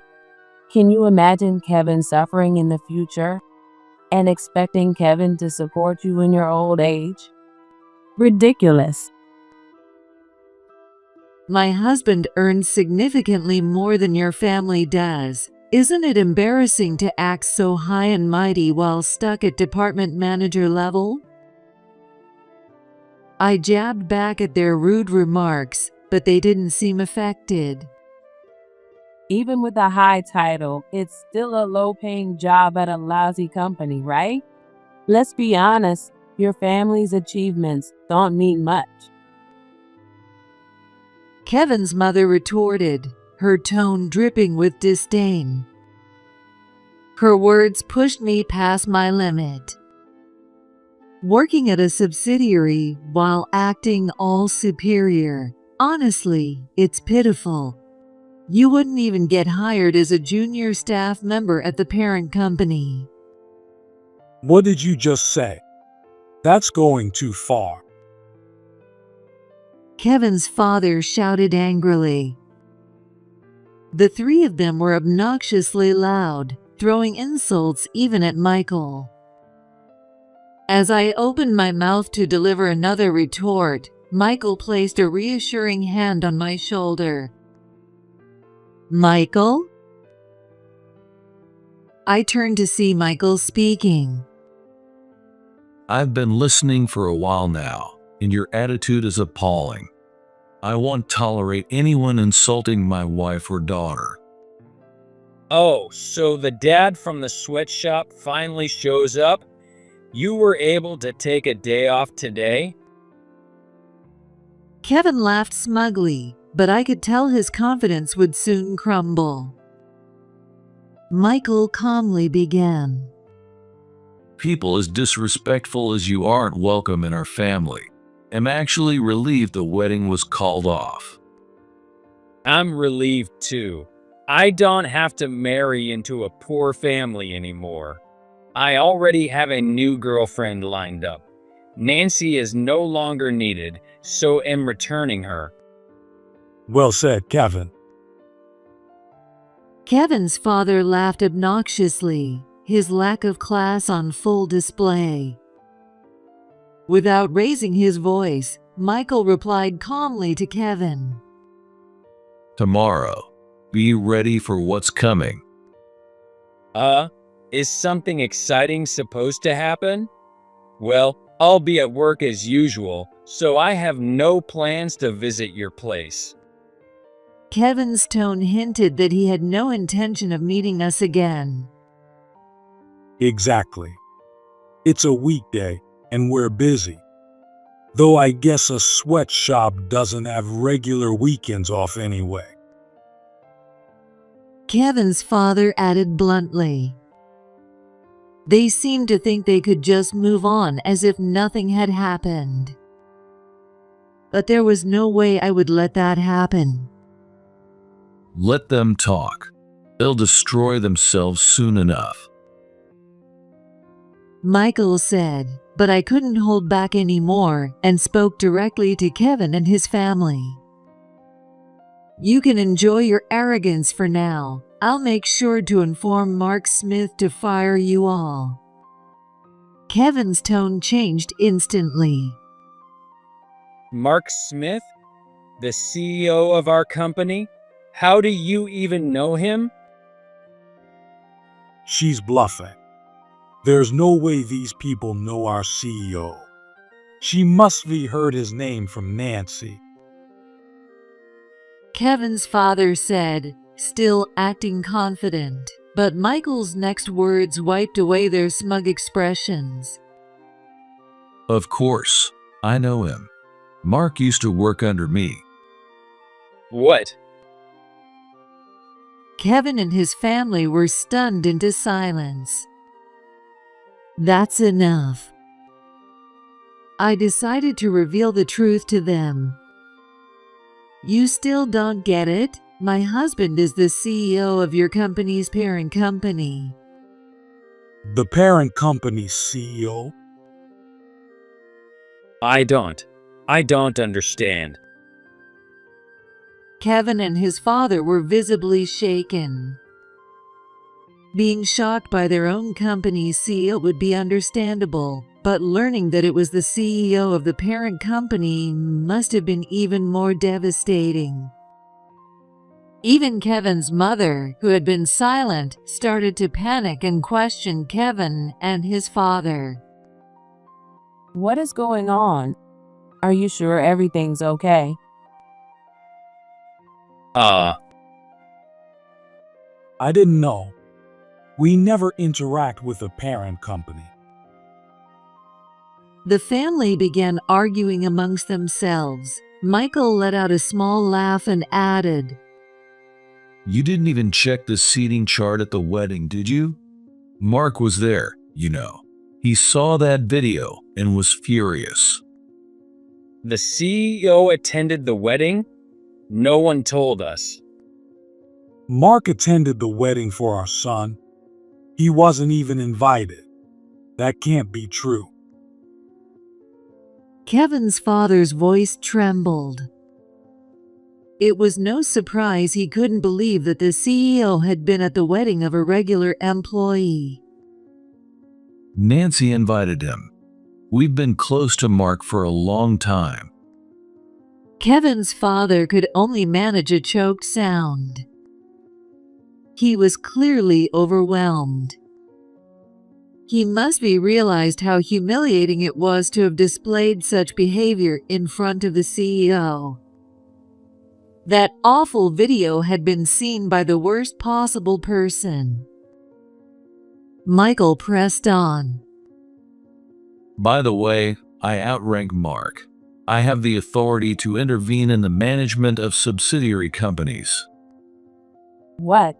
What should we do? If we lose our job, how will we survive? Kevin's mother seemed shaken by the shocking turn of events. Humiliating themselves in front of their company's CEO would surely result in some consequences. But I couldn't muster any sympathy for her. There's nothing you can do. You too will be leaving the company, and of course, so will your mistress. What? She's got nothing to do with this. She wasn't even in the video. Kevin retorted defensively. I responded firmly. The moment she got involved with an engaged man, she was out of line. Besides, she's just a temp worker. She doesn't contribute to the company and isn't needed. After inquiries with the subsidiary, it turned out that Kevin's mistress was notorious for skipping work and making frequent mistakes. Her contract was supposed to be up for renewal next week, but there was no chance of that happening now. But she's from a good family, you know. Aren't you worried about the backlash if you cut her off so easily? Kevin's mother raised her voice, trying to argue. Her outdated reasoning left me speechless for a moment. You're quite off the mark. Our group operates on meritocracy. Family background doesn't matter here. Meritocracy. Rich people always have more influence. Kevin's mother desperately objected. She's not from a wealthy family. She may have pretended to be refined in front of men, but she's just an ordinary girl. She holds no sway over our company. That's not true. I trust her. And how do you even know all this? Kevin's voice was trembling now, filled with desperation. His tone was so pitiful, it almost sounded like he was playing the victim. Meanwhile, Michael calmly explained. She works for one of our subsidiary companies. Upon checking, we found out her father works for the same temp agency as her. Kevin's face twisted in confusion at Michael's revelation. I thought she came from a good family. That's why I was planning to replace Nancy with her. All that effort was wasted. Dumping Nancy for such a shallow reason makes you the worst kind of man. You've lost all my respect. Michael was inwardly furious. It was only natural, given the terrible things done to his beloved daughter. At that moment, Nancy, who had been silent until now, spoke up. It wasn't just a waste, it's a massive loss. Nancy, you're here? Ignoring Kevin's startled reaction, Nancy continued. You betrayed me, Kevin. I'll be demanding compensation, both from you and your mistress. And you'll also cover all the costs for the wedding and the apologies owed to the attendees. Nancy's eyes burned with anger.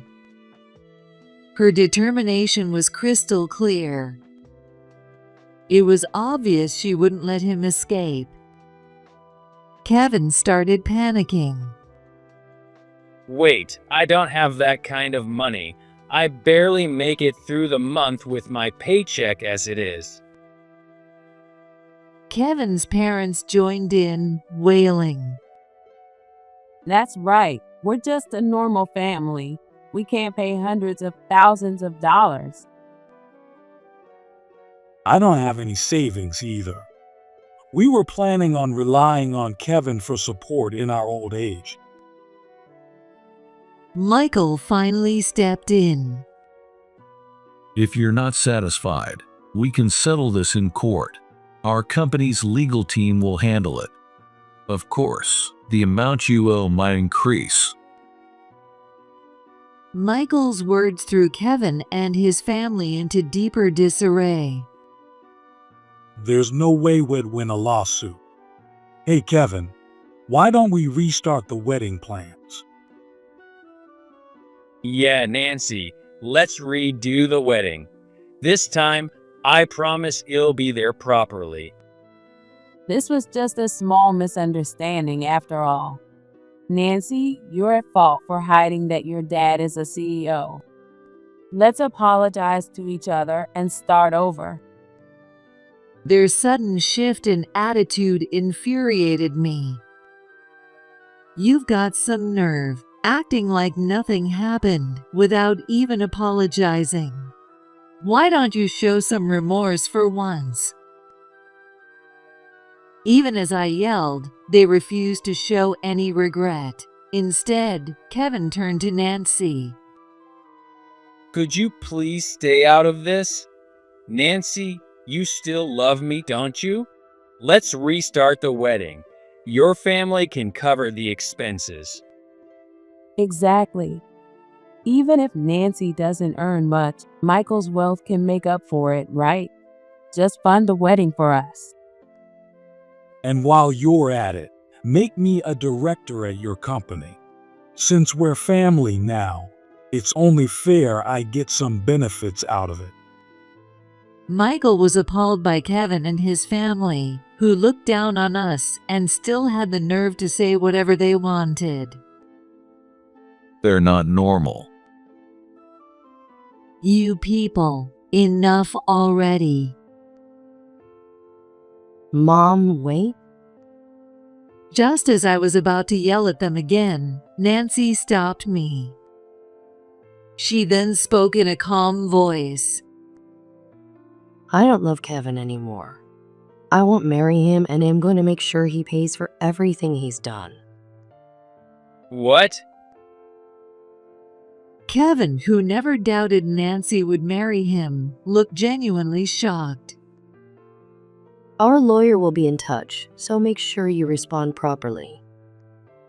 Come on, Nancy, don't be like this. Just admit it, you still love me deep down, right? Kevin's pitiful tone prompted Michael to deal the finishing blow. You're all fired. I doubt Mark will object to the decision. And don't worry, we'll ensure every penny owed is collected. Be ready for that. That's awful. What am I supposed to do without my job title? No girls will date me now. Please, not unemployment. We still have a mortgage to pay. Ignoring Kevin and his parents' desperate cries, Michael hung up. They would deeply regret their actions soon enough. After that, Nancy and Kevin's engagement was officially broken off. Kevin and his father were fired. Kevin's mistress lost her temp job. Of course, the wedding fiasco wasn't the only reason for their dismissals. Kevin's father had been involved in numerous fraudulent activities at work. It started with Kevin and other cases of nepotism. While normal hiring practices wouldn't have been an issue, in the Kevin's father's case, it was highly unethical. The affiliated company encouraged nepotism, offering a referral bonus to those whose recommendations led to successful hires. He exploited this system, repeatedly hiring relatives only to have them resign soon after. The number of such cases reached dozens. It seems he made quite a significant amount of money from this scheme. Normally, such fraud would be exposed quickly, but Kevin's father had been blackmailing the HR manager, his former colleague, to keep quiet. When confronted later, the HR manager confessed everything. According to Michael, Kevin's father would be required to repay all the money he embezzled. It should be a significant amount. As for Kevin, an even more shocking revelation surfaced. His mistress was actually married with young children. Cheating with a married woman was a serious offense, even if Kevin claimed ignorance. On top of that, he had been preying on younger female employees, earning their resentment. Kevin had never been good at his job. He was frequently making mistakes that his colleagues had to fix. Having such an employee only brought negative value to the company. As a result, Kevin was fired along with his father and forced to leave the company. Kevin then began obsessing over Nancy. He started waiting for her outside work and making repeated anonymous calls. When Nancy answered one, Kevin pleaded, Please, let's start over. You don't want to be unhappy, do you? Then he hung up. This could eventually put Nancy in danger. Feeling fearful, we decided to consult the police. We reported Kevin's behavior and successfully obtained a restraining order against him. However, Kevin showed no remorse and repeatedly appeared in front of Nancy. Finally, he was arrested by the police and taken into custody. I'm Nancy's husband. Let me go to her. Nancy and I happened to be shopping when it happened, and his bloodshot eyes sent chills down my spine.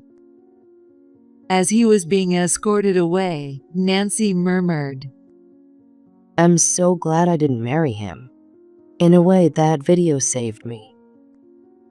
It was true. Marrying Kevin would have brought her nothing but misery. Even Kevin's parents were being questioned by the authorities. We would never see them again, but they had certainly hit rock bottom. 3 years have passed since then. Nancy has fully recovered and moved on. I couldn't care less about Kevin. Actually, Nancy found a new connection after that incident. Since the fiasco, her colleagues have supported her, taking her out for meals and introducing her to new people. Nancy eventually fell in love with one of them. He was a man 5 years her senior, who is kind, steady, and dependable. Now, Nancy is expecting her first child.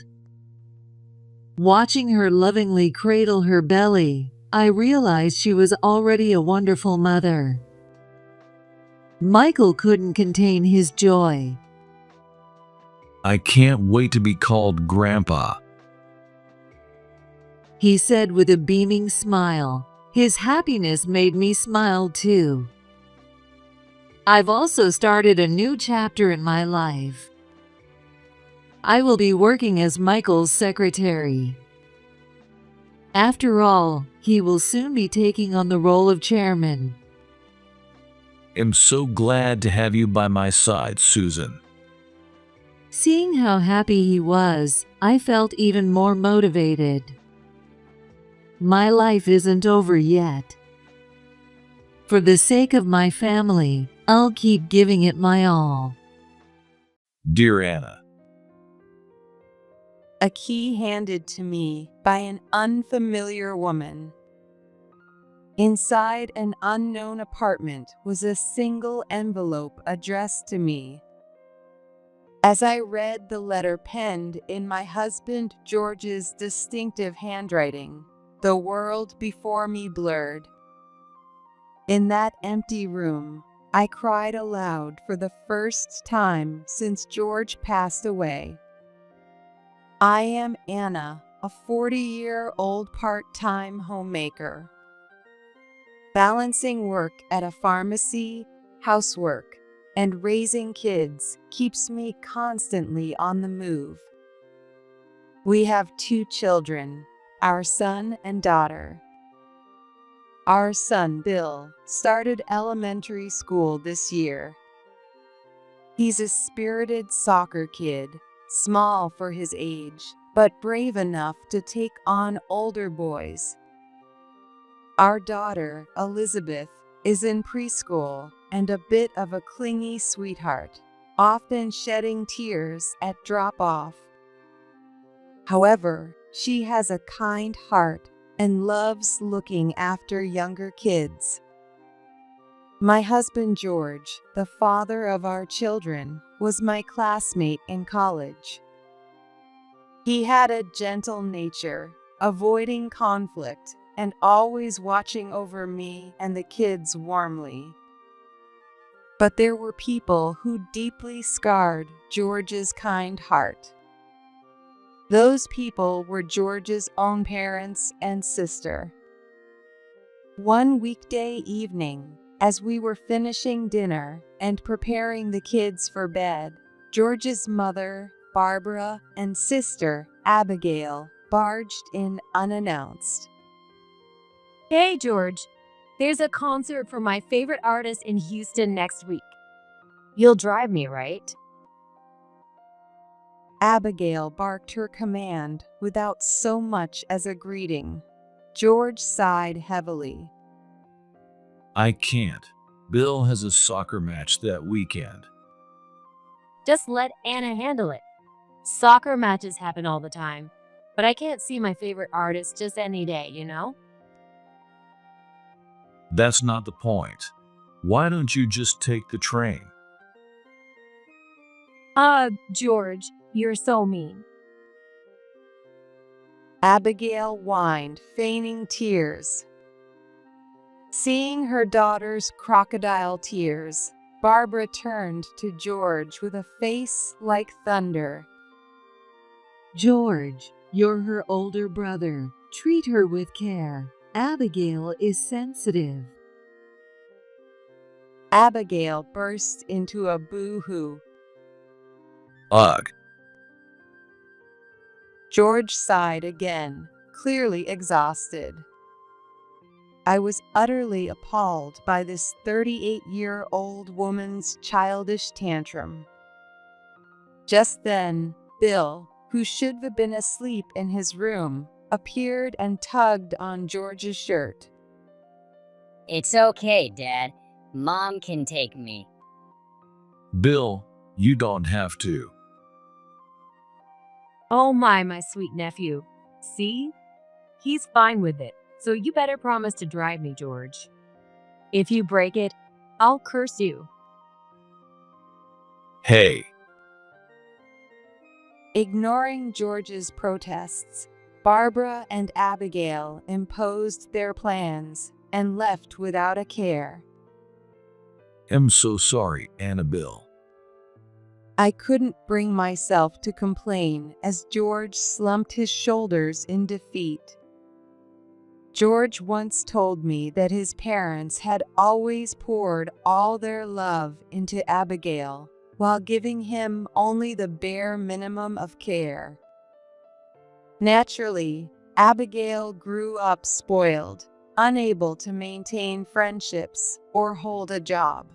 She's been living off her parents, unemployed, for years. But as George's parents aged, their health and finances could no longer accommodate Abigail's demands. 3 years ago, they moved near our house, hoping to rely on George. Having grown up neglected, George was initially thrilled to be needed and blindly catered to their every whim. But I worked hard to deprogram him, making him realize they were just using him. Even so, the wounds George carried from growing up without love ran deep, and it seemed he couldn't completely give up on receiving his parents' affection. It seemed he just couldn't bring himself to firmly push them away. It was heartbreaking to watch George struggle, and the situation brought nothing but trouble to me and our kids. For the sake of our family's peace, I was determined to help George break free from his toxic relatives, no matter how long it took. But I came to regret not acting sooner. One day, George started complaining about back pain. A visit to the doctor led to a referral to a larger hospital, where a devastating diagnosis awaited. The doctor told us George had a severe illness and only 6 months to live. The disease had progressed silently, with no symptoms until it was too late. Being just 40, George's condition was advancing rapidly. The shock was so overwhelming that I don't even remember how I got home from the hospital that day. For a week, I scoured the internet for hope, reading countless blogs about people battling similar illnesses, but none of them offered the ending I so desperately wanted. All the while, George's condition worsened. I didn't want to accept it, but I had no choice. I took leave from work and threw myself into caring for George and our children. We seized every opportunity to go out, dine at his favorite restaurants, and travel while he still had the strength. George repeatedly thanked me and apologized, even helping with chores when he felt up to it. The kids, in their own way, understood their dad's illness and did their best to cheer him on. And yet, his family remained as awful as ever. When we told them about George's diagnosis, Abigail grimaced and said, Wait, is this genetic? I'm not at risk, am I? She was only concerned about herself. Her parents panicked, exclaiming, "Oh no, what if Abigail gets sick too?"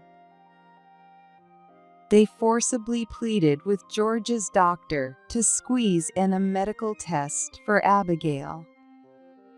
This left not only me, but also George's doctor completely appalled.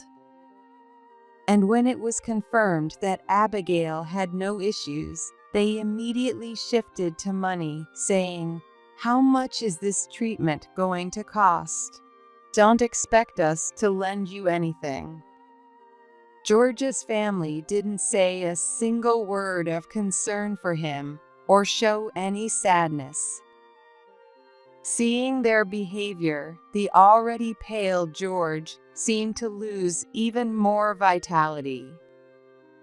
Not wanting to watch him suffer any further, I did my best to shield him. I'm sorry, Anna. Even though they're my parents, I'm leaving everything to you. George, looking apologetic, hung his head low. I grasped his hand tightly. "It's okay.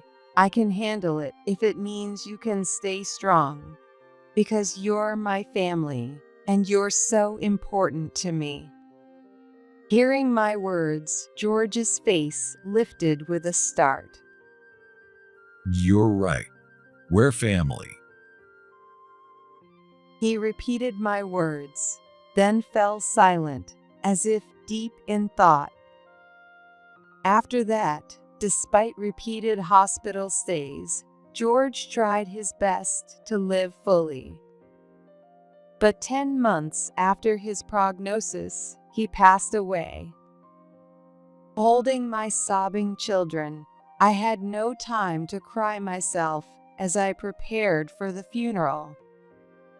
When I notified George's family, their only response was, "Oh, I see." They didn't come to the hospital, and George was taken to the funeral home without ever seeing his parents again. It was too cruel, considering they'd just lost their own son. Just imagining how George must have felt brought tears to my eyes. In the end, we held the wake without any support from his family. Many of George's co-workers and friends attended. Everyone, with tears in their eyes, offered us their condolences and words of encouragement. As most of the attendees gathered, and the staff began preparing to start the service, his parents, Chris and Barbara, along with his sister Abigail, finally arrived. They handed nothing to the reception, ignored me, the chief mourner, and rushed straight to George's casket. George, how could this happen? He was only 40, just 40 years old. George, don't leave me behind. The three of them, fully grown adults, wailed and clung to the casket. Some elderly attendees, moved by their display, wiped away their own tears. Perhaps losing a son at such a young age might excuse their behavior, but knowing how they treated George during his life, I felt nothing but anger. They didn't even come to the hospital, and now... The words slipped out before I could stop myself, and Barbara's head whipped around to glare at me. This is your fault. If you had taken better care of George's health. Exactly. You're a worthless wife who couldn't even look after George properly. I knew I didn't deserve such accusations from them. But their cruel words pierced my heart. I had blamed myself countless times. If only I had noticed sooner, maybe George could have been saved. As my throat tightened and I struggled to speak, Bill shouted loudly to defend me. Mom's not at fault. Dad and the doctor both said so. Mom worked so hard for us, for Dad and for us. Mo, so she even fooled the doctor? She's the worst wife ever. You didn't even visit Dad at the hospital once, Grandpa, Grandma, and Abigail. That's impossible. We're family. Because you didn't go to hospital, we didn't see each other. We visited every day and held his hand. Liar. Abigail's blatant lie made Bill glare at her, breathing heavily in anger. Our ugly argument caused murmurs throughout the room. I knew they hadn't visited the hospital. There was no way they had shown him any kindness. But there was no way to prove it here and now. Anna. My father, Jeffy, who had been watching over Elizabeth, and my mother approached us, looking worried. They would undoubtedly take my side, and if the argument continued, George's family would likely expose themselves further. But if I kept fighting, George's final farewell would be ruined. George, with his gentle heart, would never have wanted that. I clenched my freezing hands until my nails dug into my palms. I need a moment to cool off. Summoning all my strength, I carried a fuming Bill out of the room. After calming the children, I returned to the family seating area. George's family sat there, looking down on us with triumphant expressions. It wasn't about winning or losing. I knew that, but I couldn't help feeling bitter. Throughout the wake and the funeral, George's family acted as if they were mourning him deeply, inserting themselves everywhere, as if it were their right. All I could do was wear a blank expression, hold my children's hands tightly, and bid farewell to George. A beautiful woman hesitantly approached me, who was lost in a haze. My name is Jamie. I was George's colleague. I just am so sorry for your loss. Oh, thank you, I replied, staring at her blankly as she offered her condolences. After glancing around to ensure no one was watching, Jamie pulled out a letter from her bag and pressed it into my hand. This is from George. Please read it when you're alone. What? She left without saying more. I stood there dumbfounded. Though I found her actions suspicious, I tucked the letter into my bag.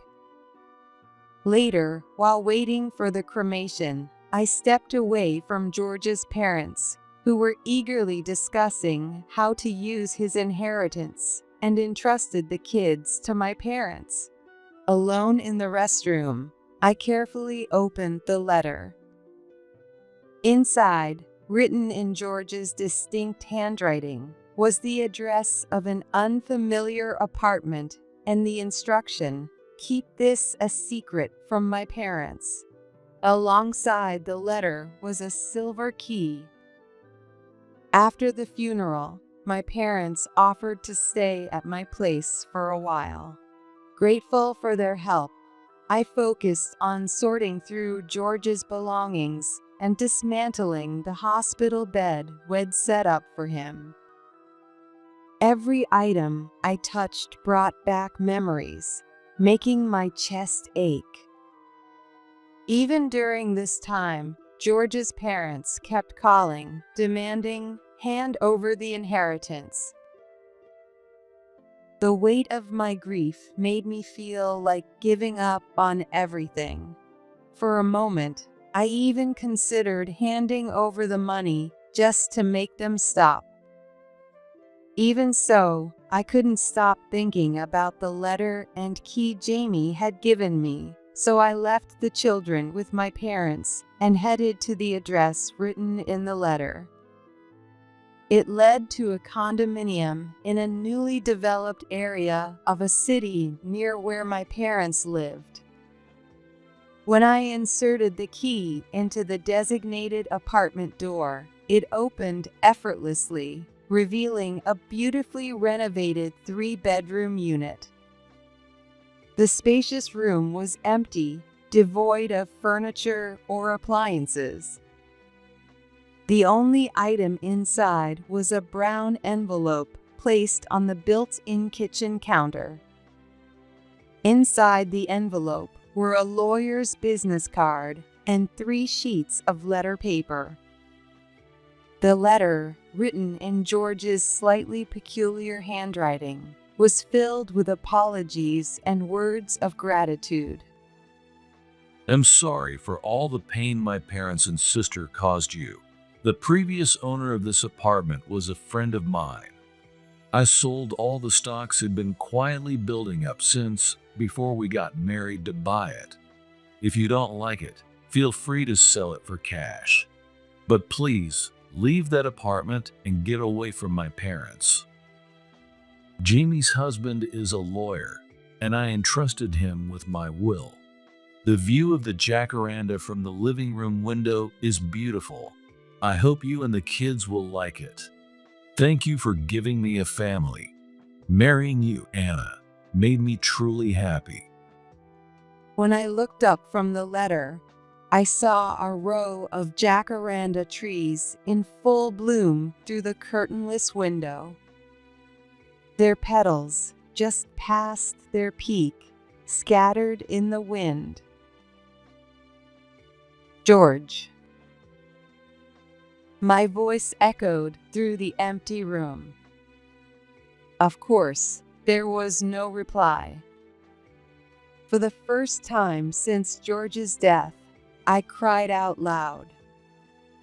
When I returned to the apartment with swollen eyes, I found my parents and George's parents arguing outside the door. The moment George's parents noticed me, they began shouting, Hey, give us George's inheritance. It's been 2 weeks since the funeral. Don't tell me you've already spent it. You too. My parents, red-faced and trembling with anger, were outraged by the disgusting accusations from George's parents. I clutched the envelope in my hand tightly and looked George's parents straight in the eye. There's no inheritance for you. When I firmly refused, my in-laws' eyes widened in shock. What? Are you planning to keep it all for yourself? I will split it between myself and the children. We're his parents. You're just some unrelated outsider. Don't you think this is unfair? It's not a matter of fairness. The law states that when a married man with a family passes away, his inheritance goes to his wife and children. You won't receive a single cent. Well, George's parents bit their lips. They probably already knew they had no legal right to the inheritance. That's why they tried to paint me as the villain during the funeral, and why they were now barging in to wear me down and take the money. Even now, Chris continued to hurl ugly words at me, hoping to break my resolve. You greedy woman. George died because you mistreated him for his inheritance. You're a wicked wife. A devil. I don't need to hear that from you. At my roar, George's parents flinched for a moment. I glared at them with all the hatred I could muster. Then I spoke each word as if casting a curse. I will never forgive you for treating George like an object and neglecting him. Even now, you continue to desecrate him. I don't care if George forgives you. I never will. Eek! Barbara let out a small scream at my expression and words. Chris, though shaken, still tried to glare at me defiantly. You little brat. I'll sue you. I'll prove you killed George and make sure I get that money back. Go ahead. I'll face you anytime. I had absolutely no intention of handing over anything George left behind to those people. A few days later, George's parents showed up with someone claiming to be a lawyer, and what they insisted was George's will. I also called Jamie's husband, who is an actual lawyer, to join us. The will George's parents presented was filled with nonsense, stating that I had poisoned him and that all his inheritance should go to his parents. How tragic for poor George. Barbara sobbed loudly while Chris nodded repeatedly beside her. In response, my lawyer pulled out the real will. It clearly detailed the inheritance and included the line, "All inheritance goes to Anna, Bill, and Elizabeth. Nothing will be given to my parents or Abigail." Since this was an official notarized will, there was no way George's parents could challenge it. They never imagined that the obedient George would leave a will specifically to reject them. The utterly stunned look on their faces is something I will never forget. Barbara's face turned pale as her lips trembled. This must be a lie. Sweet, gentle George would never do something so cruel. The one who turned kind George into this was you. Barbara's eyes widened at my words. Perhaps, at long last, she realized her mistakes. How foolish. Chris, still oblivious, mumbled to himself. Smiling brightly, my lawyer addressed them. Now then, forging a will and impersonating a lawyer are both crimes. Are you prepared to face the consequences? The color drained from both George's parents and the so-called lawyers' faces. In the end, their forgery and the fake lawyer didn't lead to severe charges. Using the chaos to my advantage, I moved with the kids to the condo George had prepared for us. By the time George's parents realized, our apartment was completely empty. Of course, I didn't tell them our destination, and since they never cared about me, they didn't even know where my parents lived. Apparently, George's parents and Abigail had been overspending, relying on George's inheritance, even while he was alive. When they realized the money was gone, they panicked. Desperate, the three of them searched for me relentlessly. There, Chris spotted a woman at the station who resembled me from behind and flew into a rage. He tried to push her down the stairs, but ended up accidentally falling himself, suffering severe injuries. Chris screamed. The daughter-in-law did it, causing the police to contact me. Of course, I was innocent. Around the same time, Barbara collapsed from a heart condition. She shouted, "The daughter-in-law poisoned me," at the hospital, leading to yet another call from the police. Again, I was proven innocent. With their parents gone, Abigail, now struggling to survive, resorted to shoplifting. She listed me as her guarantor, but I firmly responded, "Am not related to her." At this rate, it wouldn't be long before their dire circumstances led the local government to contact me for support. To avoid this, I filed for the dissolution of my marriage to George.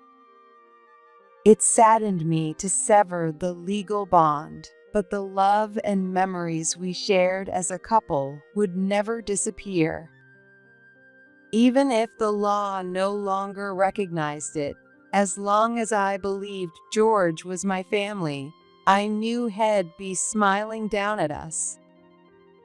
And so, I watched as George's toxic family spiraled into ruin and started a new life with my children in the condo George had left for us. 3 years later, I now work full-time at a local pharmacy and live peacefully with my kids, who are now in elementary school. Though I've grown accustomed to life without George, moments of loneliness still creep up unexpectedly. A year ago, a new family member joined us. It was a tabby kitten with golden eyes, whom Bill found abandoned in the condo's parking lot. We named her Moran, and she became part of our family after Bill brought her home. Maran, dinner time. Meow. Marin, let's sleep together. Meow.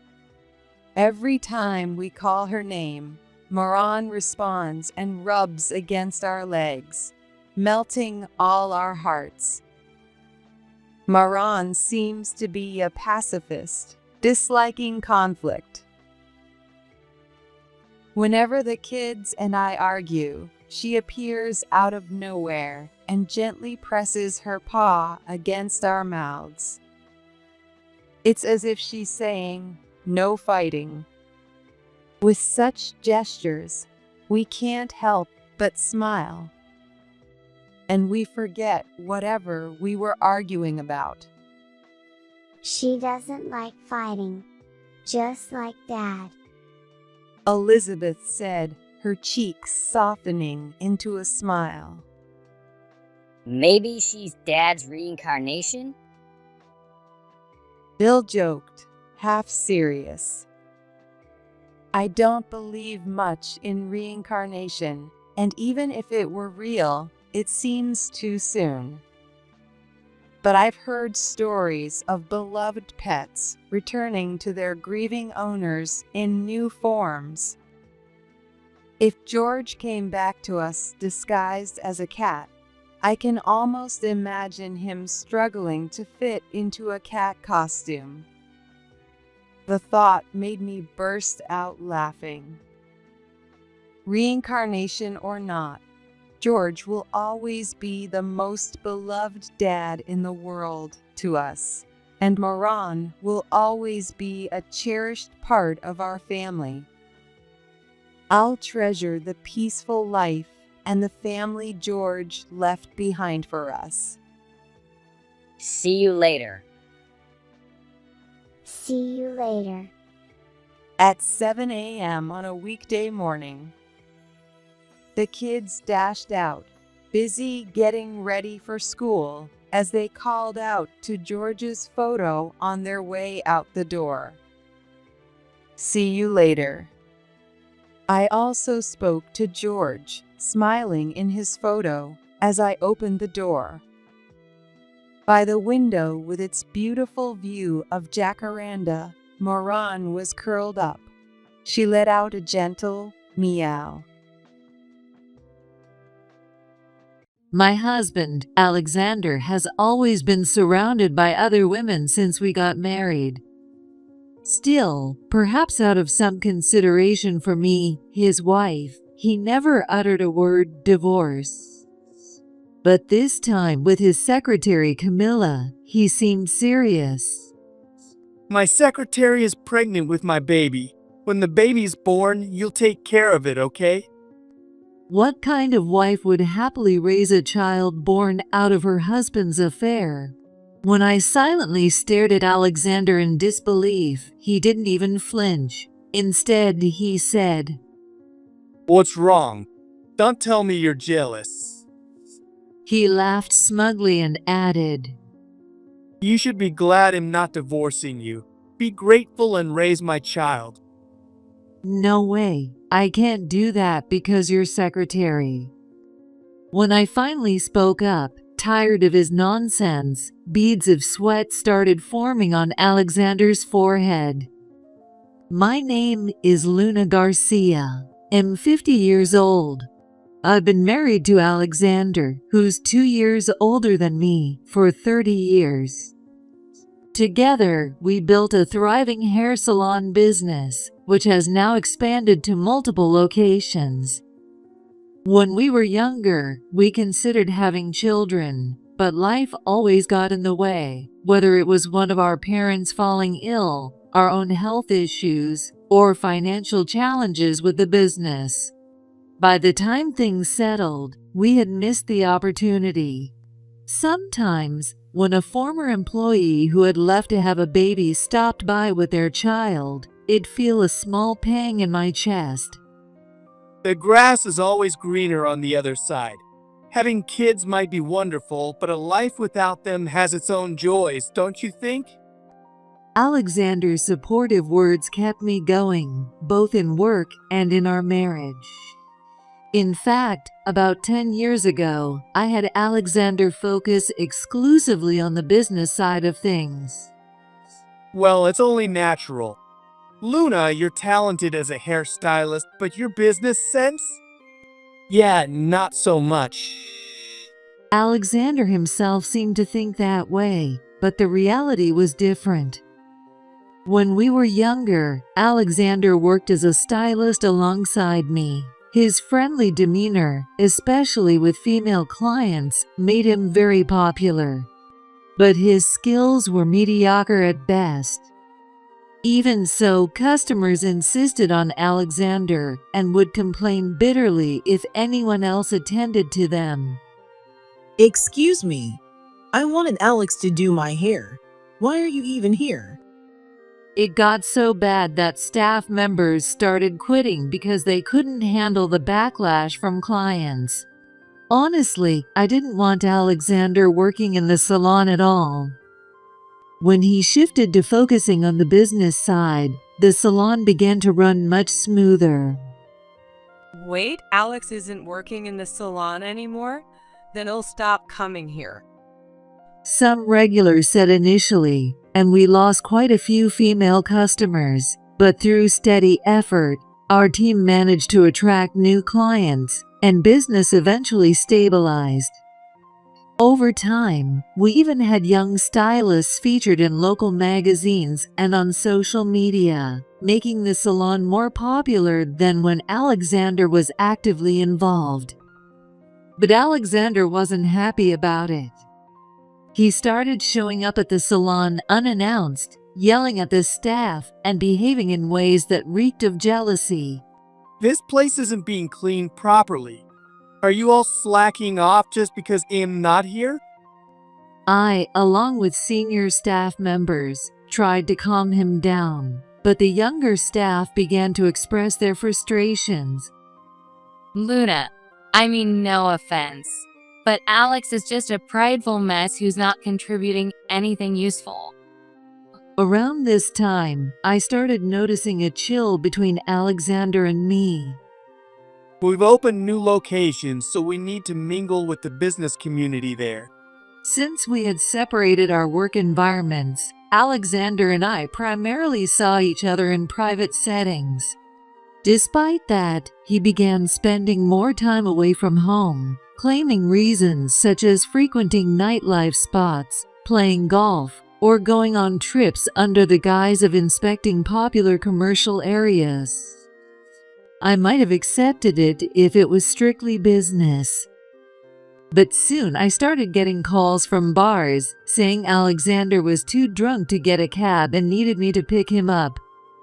When I arrived, I often found him leaning on some woman, mocking me. Oh, here she is. See, Alex, your wife's here to take you home. Damn, Luna is here already? Guess I'll see you again, Maddie. After a long day on my feet at the salon, I have to clean up after Alexander's drunken mess. With no children to consider, thoughts of divorce crossed my mind more than once. But we were also co-owners of the salon. Divorce could disrupt the lives of our staff, who had shared our struggles and successes. That thought held me back. And Alexander, seeing my hesitation, likely concluded that I would never initiate a divorce. He started openly frequenting clubs, bars, and lounges. He began indulging in his affairs openly and unabashedly, as if all restraints had been cast aside. Among his many flings, he became especially infatuated with a woman named Maddie, the most popular at his favorite spot. Maddie was 7 years younger than Alexander, and she was a single mom, raising her son alone. Unlike you, Maddie's a real woman. She's gorgeous, kind, and knows how to make a man feel appreciated. If only I would met her earlier. Alexander would grin and compare me to Maddie, watching for my reaction. Imagine having to support a wife who's neither young, pretty, nor cute. Feels like a punishment, doesn't it? He'd say such things loud enough for me to hear while chatting on his phone, doing whatever he pleased. If it were just personal insults, I might have endured it. But as his obsession with Maddie grew, Alexander began dipping into the company's funds, even using our joint savings. When that wasn't enough, he tried to cut staff salaries under the guise of cost-saving measures. I couldn't stay silent any longer. It's one thing to mess with me, but trying to cut staff salaries? What on earth are you thinking? If you do that, the entire team will quit, and then saving money will be the least of your problems. Reluctantly, Alexander backed down and dropped the salary cuts, but morale in the salon had plummeted. Around that time, it seems Maddie approached Alexander with an idea. There's an old bar in a building just one stop over. The owner's thinking of retiring and moving to the countryside, so it's up for sale as is. What do you think? For Maddie, even as the #1 favorite, her career had an expiration date. Having my own small place would mean I'd finally be a boss, running my own bar. That was likely her true intention. However, even for a modestly priced property, the initial costs, deposit, renovation, and other fees would amount to about $50,000. Add to that staffing, liquor inventory, and operational costs until she could build a steady clientele, and the total would easily approach $100,000. Maddie likely hoped Alexander would sponsor her, or at least co-sign on a loan. But Alexander had neither the credit nor the assets to pull that off, so he came up with this. Maddie's got a kid to support. How about you be the co-signer? If you could co-sign, I'd consider that my parting gift and cut ties with Alex completely. Maddie chimed in perfectly in sync. I was speechless at their audacity. The first time I heard this, I was furious at how brazenly they were mocking me. But after some advice from a trusted accountant, I responded. I can't co-sign, but am willing to consider paying some money as a parting gift." While Alexander protested a little, Maddie pushed him into accepting the arrangement. Apparently, she found a more generous sponsor, and Alexander was unceremoniously discarded. Alexander was devastated for a while after being dumped by Maddie, whom he'd been so infatuated with. But within 6 months, he bounced back, acting like it never happened. She wasn't right for me anyway. Who cares about a woman like that? He shrugged it off and resumed his pattern of womanizing. At that point, I didn't even bother to reprimand him anymore. I was too busy pouring all my energy into work. About 3 years passed this way. One day, Alexander showed up at the salon with a young woman in tow. This is Camilla. I'll be working as my secretary. She's going to be my right hand, so treat her words as if they're coming from me. As I and the other staff stood stunned, Camilla flashed a smile, though her eyes remained cold. I'll do my best, so I hope we can all get along. Well then, welcome aboard, Camilla. This woman is definitely not what she seems, I thought, but I maintained a calm facade and responded casually. Soon after, Alexander and Camilla began taking frequent business trips and inspection tours, indulging in luxury dining and shopping sprees. High-end restaurants, premium sushi places, designer boutiques, they spared no expense and barely spent half the week at home. Their reckless behavior drew repeated warnings from staff and local business associates, but I would always respond with a downcast look. "Thank you for your concern, but we don't have kids, and I know my husband feels unfulfilled because of that." Another year passed like this.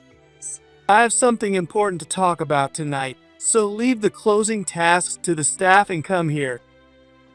Alexander, in an unusually formal tone, sent me a message specifying a French restaurant located in a hotel near the station. If Alexander had something important to say, it couldn't be anything good. I got ready, resigned to hearing whatever nonsense awaited me, and headed to the restaurant after closing the salon. When I arrived, I noticed there was only one seat across from mine. So Camilla wasn't coming. It felt even more suspicious. As I waited, staring out at the city lights, Alexander finally arrived, grinning ear to ear. We made small talk as the food was served, and for a while, I enjoyed the meal in silence. There's something I need to tell you. Alexander brought it up abruptly. My secretary is pregnant with my child. When the baby's born, I want you to take care of it. Out of nowhere, he casually announced it with a beaming, almost smug expression. "Camilla's pregnant?" That alone was shocking, but the idea that he expected me to raise the child was beyond comprehension. If Camilla is carrying your child, why should I raise it? Why don't you divorce me and marry her? I suggested that, but Camilla said, I can't possibly kick out the wife who stood by you through thick and thin. Just give me a lump sum for child support and he'll leave. Isn't that touching? Alexander's eyes glistened with tears of admiration for Camilla's nobility. The sheer stupidity left me speechless. I looked him in the eye and calmly said, "No, I refuse, because that secretary." I handed him a thick folder from my bag, containing evidence of Alexander's corporate misconduct and a detailed report on Camilla. At first, Alexander looked puzzled, but as he skimmed the documents, sweat began to bead on his forehead. I had been waiting for this day for a long time. This all started back when Maddie brought up the bar funding idea. I was disgusted by Alexander and Maddie's shameless behavior, but a trusted accountant whispered some crucial advice to me. It's a classic case of losing small to gain big, Luna. This is exactly what they mean by turning a crisis into an opportunity. At first, I couldn't see how this situation could possibly be an opportunity, but as my accountant carefully explained, I started to understand. What's more, the senior staff who heard the explanation alongside me all said encouragingly, "Let's go for it, Luna. No matter what happens, we're on your side." Buoyed by their support, I vowed to get back at Alexander, Maddie, and Camilla, who had all treated me like a convenient, pushover wife. The first thing I tackled was establishing a business entity for the salon, which Alexander and I had been running as sole proprietors since its inception. The accountant had warned me, "If things stay as they are, you won't just be on the hook for Alexander's reckless spending, you'll end up saddled with his debts too. The salon's revenue is decent, but with Alexander burning through the budget under the guise of business expenses, the operation is essentially running on a shoestring." For now, we were barely staying afloat, but one slip-up could send everything crashing down. And he said that it might not be too far off. It's all because of the redevelopment plans for this area. You've heard about them, right? When he said that, I remembered hearing rumors from local business association members. Our salon's building stands along the main street that extends from the local train station. The street is narrow, with only one lane in each direction, and there's no nearby parking. As a result, while the rent for the location is relatively low for a storefront. However, according to the accountant, if the redevelopment project proceeds as planned, this entire area will be subject to rezoning, and will likely be forced to vacate and relocate. If that happens, the relocation costs won't be insignificant, and finding a tenant space under similar conditions will likely cost 1.5 times the current rent or even more, based on market rates. In other words, the already precarious operation would inevitably collapse under rising expenses. So what should I do? Are you saying I should divorce Alex? When I asked this weekly, the accountant replied that divorce was one option, but there were steps to take first. Start by incorporating the business and making Alexander the president. At first, I couldn't see how that would turn a crisis into an opportunity, but the accountant explained that if Alexander continued his wasteful ways, it would quickly drain the company's funds. To prepare for that, we needed to set up a system where Alexander, as the company president, would be personally liable as a guarantor for any business loans. Right now, you'd be on the hook as the guarantor for any loans taken out for the business. If that happens, even a divorce wouldn't release you from the liability. It would be incredibly difficult to remove your name. What? Then what should I do? That's why you make Alexander the president and yourself an employee. That way, if you divorce, he can't fire you without cause, and you'll have access to unemployment and social insurance benefits, reducing your risks significantly. With that advice, I consulted with the bank representative we work with and decided to establish a company. Then, I brought up the idea to Alexander. I'm not planning on setting up a full-fledged corporation right away. A limited liability company will be simpler and also save on taxes. Plus, having the title of president will come in handy for you when dealing with clients, don't you think? Initially, Alexander balked at the hassle, but the allure of the titled president seemed to win him over, and he readily agreed. Even after I explained all this, Alexander's response was wildly off the mark. So what? You're not about to ask me to step down as president now, are you? Not a chance. Who would want to captain a sinking ship? Of course not. Instead, as president, I need you to accept this. I placed a stack of documents on the table, topped with an envelope labeled resignation letters. It contained resignation letters from all 18 staff members, including myself. Alexander's face briefly twisted in shock, but he quickly blustered. Do you think you're rebelling against me? Fine, let them quit if they want. There are plenty of replacements out there. Oh, really? That's fine by me, but make sure you pay everyone's severance. And in my case, there's also a divorce agreement in that envelope, so don't forget to include alimony and property division. As I said this, Alexander's face grew increasingly pale. And not paying any severance. And I don't care if we divorce, but there's no way I'm paying alimony or splitting assets. He stood up, yelling desperately, but quickly sat back down when he noticed the judgmental stares of the other diners. I met his eyes with a cold glare.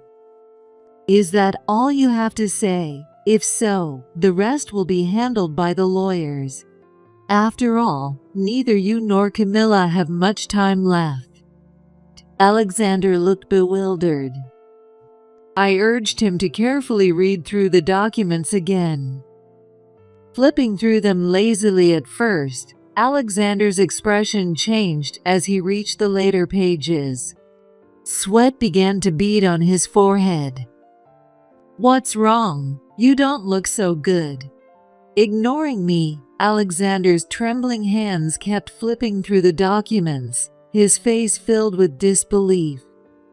It was no wonder. What Alexander was looking at was a printout of a certain website.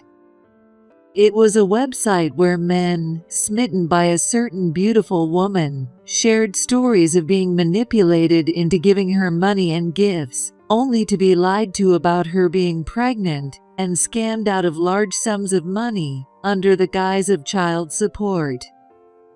Though her face was partially obscured in the photos, anyone familiar with Camilla would instantly recognize her. What is this? Are you saying Camilla tricked me? That she lied about being pregnant with my child? Alexander asked in a groaning voice. I don't know, but it seems the police are already looking into it. With that, I told him my lawyer would handle the rest and left the restaurant. A few days later, Alexander, looking like he'd aged 10 years in mere days, showed up at my lawyer's office after receiving notice.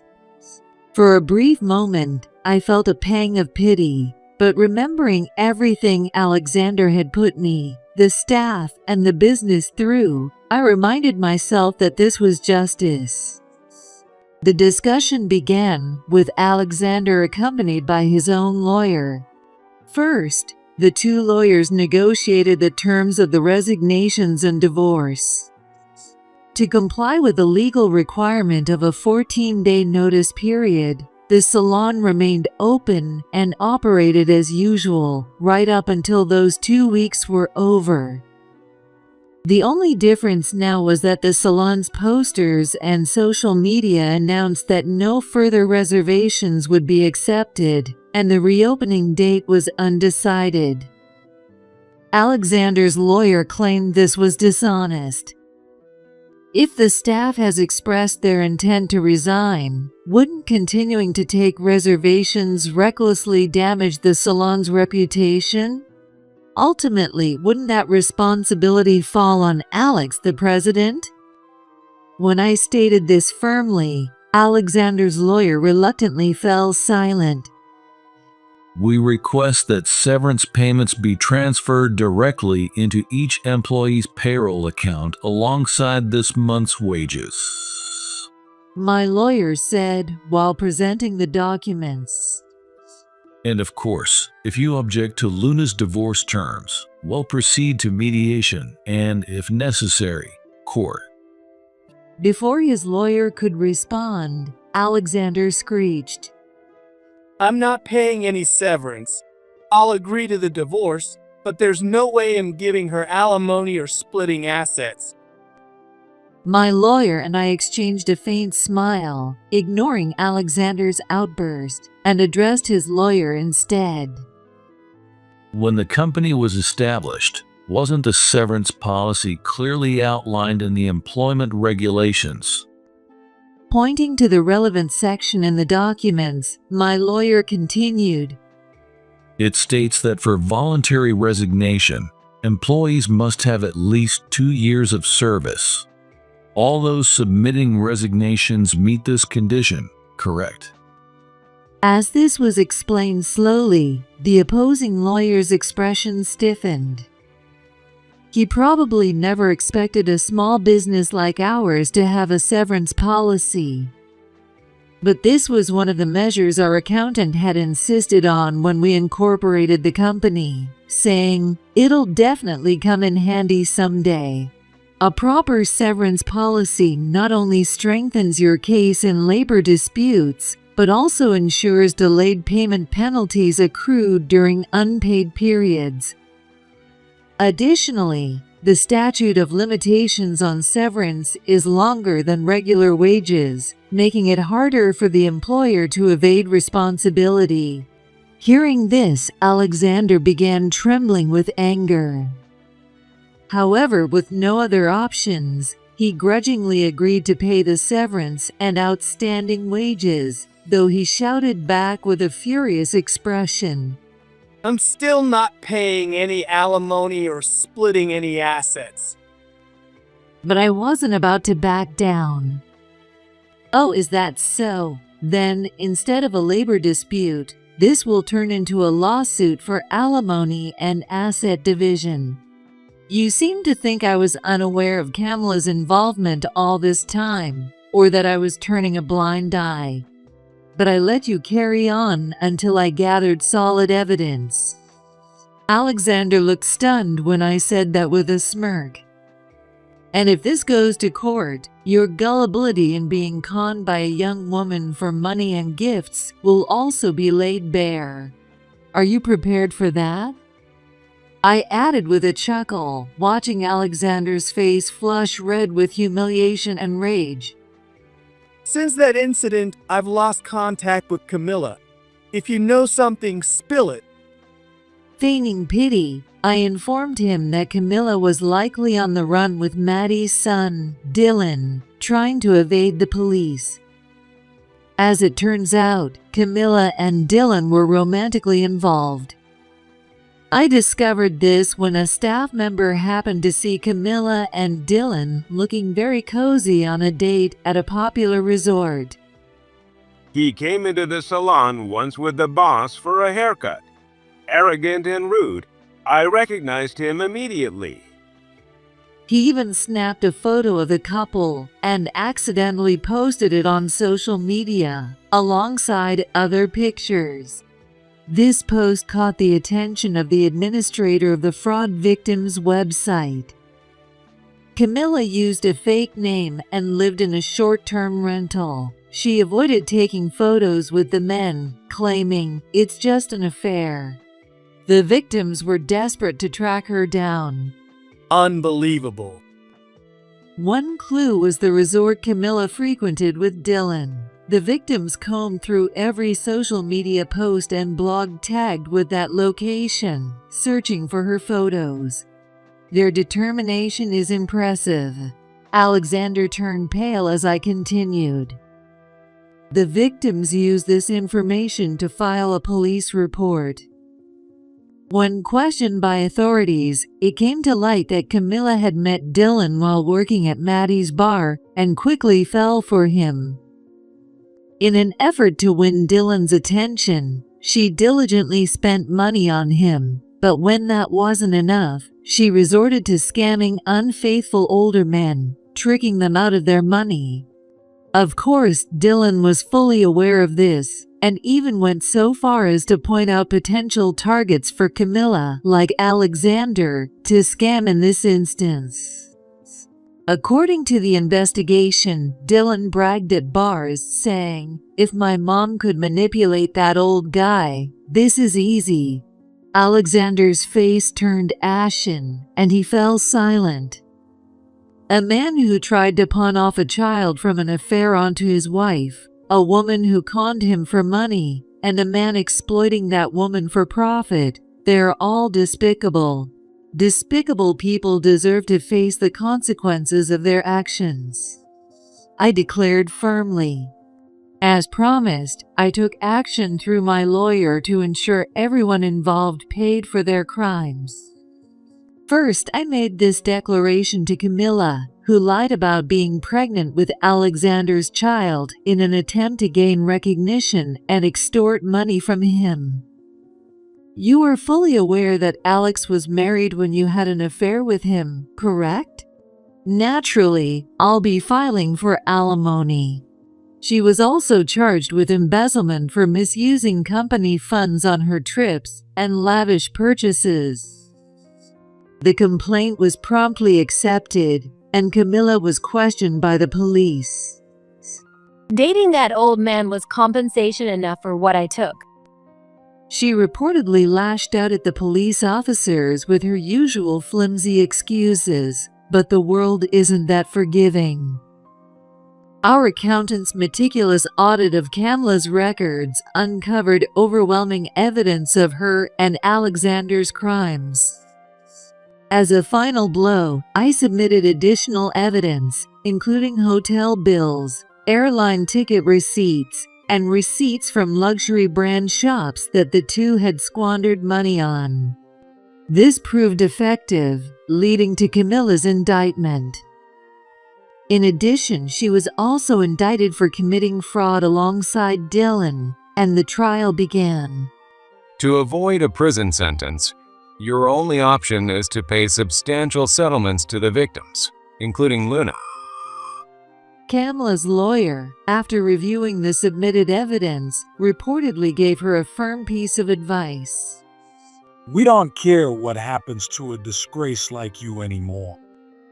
Desperate to avoid going to prison, Camilla reportedly begged her parents for help, but they disowned her, severing all ties. As expected, Camilla received a prison sentence. She is now serving time in a women's prison, spending her days sewing hats. Dylan, who conspired with Camilla to extort money from men, was also charged with fraud and blackmail. If money is what it takes, I'll pay it. Please save my son. Unlike Camilla, Maddie quickly sold her home and gave up her business to raise the money. She then pleaded with a skilled lawyer, using the funds to pay generous settlements to the defrauded men, successfully persuading them to drop their charges. However, the case gained massive media attention, with news headlines and weekly magazines proclaiming, "College student uses older woman to scam unfaithful men." As a result, Dylan was expelled from his prestigious university just 1 month before graduation, and his job offer was revoked. His social media accounts were also identified, and after Maddie and Dylan moved to a new apartment, persistent YouTubers began showing up, causing numerous complaints from neighbors. They were eventually forced to move again. Dylan, who had once boasted about his easy mode life and lived as a so-called winner, became consumed by paranoia. I feel like everyone's pointing fingers at me, like someone's always laughing at me. He became so terrified that he could barely leave the house, spending nearly all his time locked in his room, endlessly searching for mentions of his name online. Meanwhile, Maddie, having depleted almost all her savings on Dylan's trial, was left with no choice but to juggle multiple part-time and temporary jobs to support their household. As for Alexander, who had long tormented me with his affair with Maddie, he faced a devastating blow. His dream of having a child with the young and beautiful Camilla was shattered when he discovered it was all a lie. Everything was fake, so I was just a convenient money source completely duped by Camilla and Dylan? He prided himself on being a savvy businessman, but the truth was, he had always relied on me. After I and the rest of the staff resigned, the salon's revenue dropped to practically zero. On top of that, severance payments to all staff members, including myself, along with overdue operational expenses, quickly plunged the business into debt. Naturally, Alexander, as the company's president and guarantor for its loans, was held responsible for repayment. But he defaulted, and the bank promptly cut ties with him. Desperately, he scrambled to find new business partners, but no one was willing to listen to him anymore. Backed into a corner, Alexander borrowed from predatory lenders. Unable to keep up with the repayments, he eventually disappeared from the city altogether. Rumors circulated that he was either forced to work in some faraway town or on the run to avoid being caught, but I no longer cared. As for me, even amid the chaos, I focused on earning back the trust of the staff who had stood by me.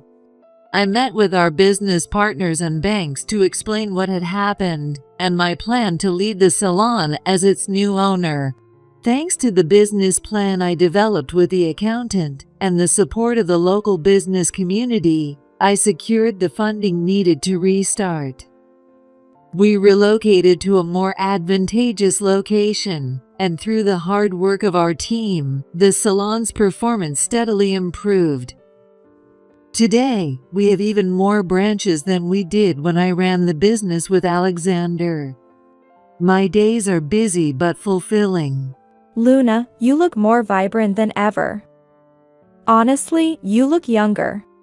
The staff teased me. It's true, while not exactly a detox, I realized that Alexander had been like a harmful toxin in my life. And though it took me years to cut him off, I owe Camilla some ironic gratitude for giving me the push I needed. It's the era of living to 100. Why not consider remarriage and make the most of it?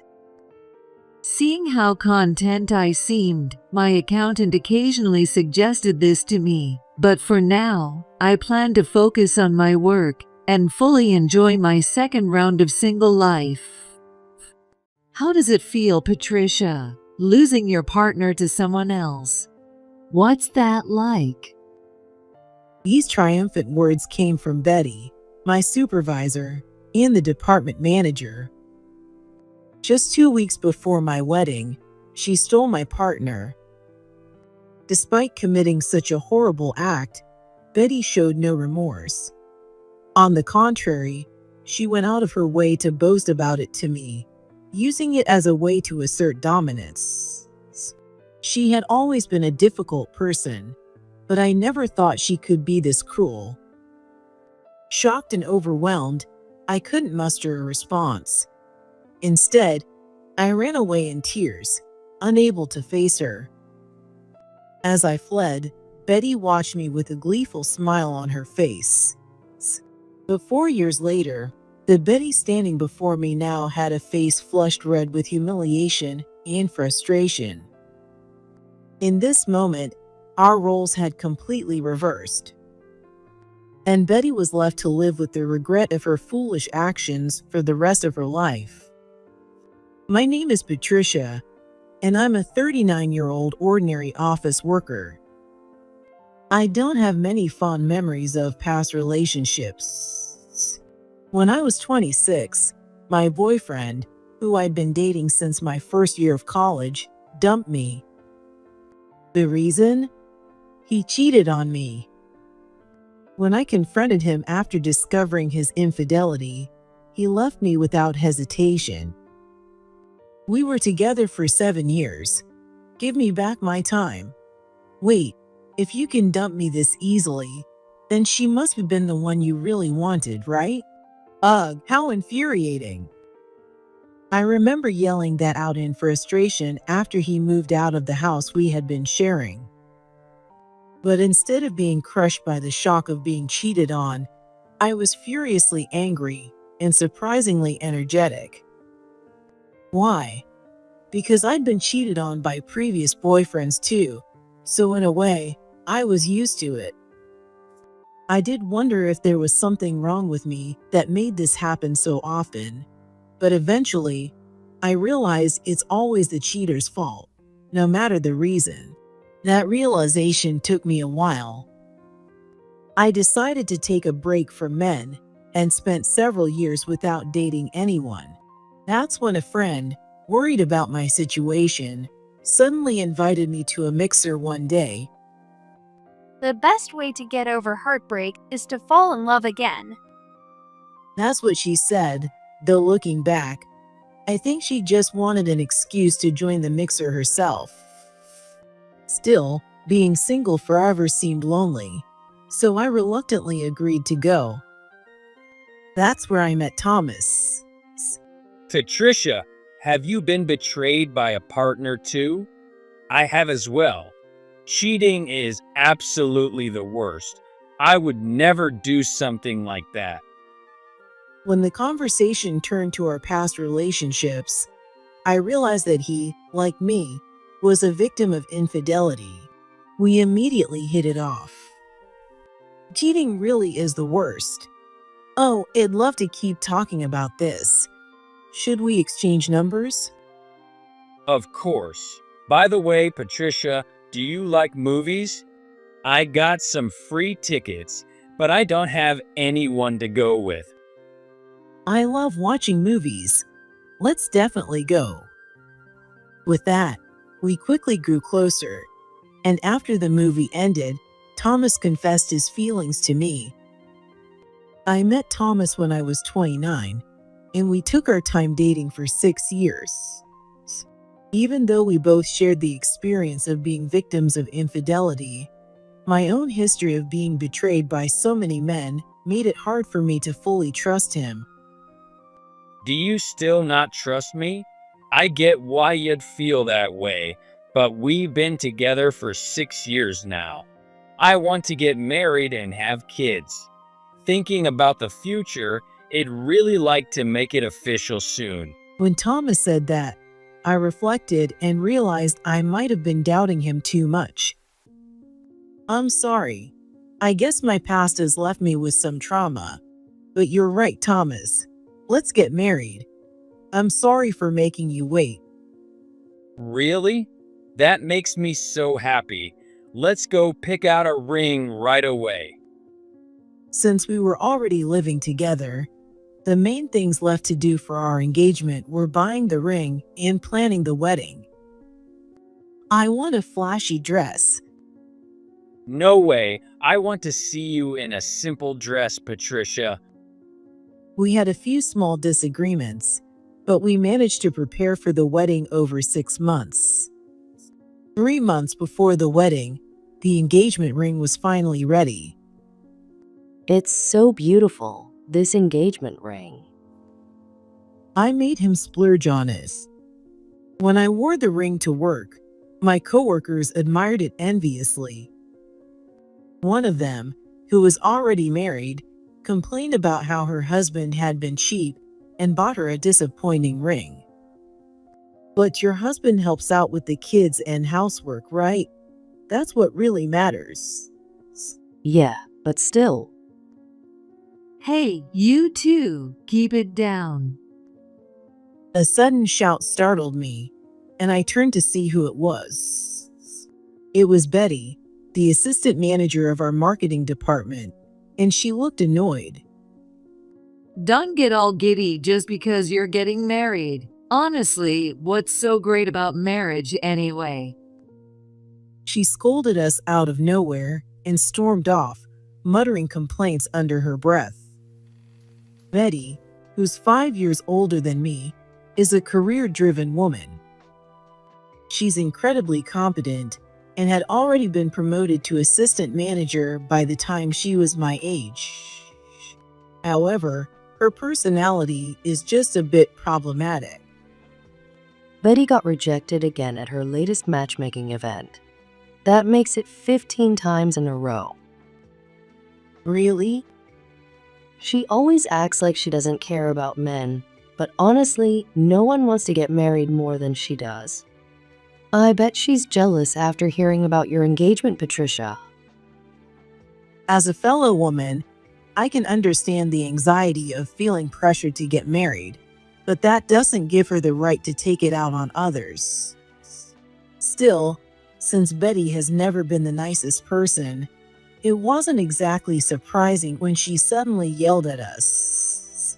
She looks down on everyone, convinced she's better at her job than anyone else. Because of that, Betty isn't just disliked in our marketing department, but throughout the company. Maybe it's best not to invite Betty to the wedding. I remembered how, during a team dinner with the marketing department, Betty had gone on a drinking binge right after being rejected at one of her matchmaking events. She caused such a scene that we had to apologize to the restaurant as a group. I decided I couldn't risk her ruining my wedding, so I planned to invite only a select few coworkers. 2 months before the wedding, our company organized a barbecue event. Since families were welcome, I invited Thomas to join me. Wow, I mean, there are a lot of people here. Most of them are married. We enjoyed the barbecue in a quiet corner of the bustling venue. That's when Betty, her face flushed from drinking, approached us. Oh my, Patricia, is that the partner I've been hearing about? Betty, yes, this is my partner, Thomas. Thomas, this is my supervisor, Betty. It's nice to meet you. Thank you for always looking out for Patricia. Thomas greeted her with a smile. I anxiously watched, worried that Betty might say something rude to him. However, contrary to my expectations, Betty didn't complain and instead asked Thomas this. I've been curious for a while now. Is that keychain a limited edition item from a classical concert? What? Oh yes, it is. Wait, were you at that concert too, Betty? Yes, I even bought that same keychain. That concert was truly remarkable, wasn't it? It turns out Thomas is a fan of classical music, though I know nothing about it myself and have never joined him for a concert. And since I never interact with Betty outside of work, I had no idea she was into classical music either. After that, Thomas and Betty completely forgot about me and dove into an animated conversation about classical music. I can't believe Patricia's supervisor shares the same hobby as me. I'm really surprised. Please make sure to attend the wedding. I never expected my subordinate's partner to be such a wonderful person.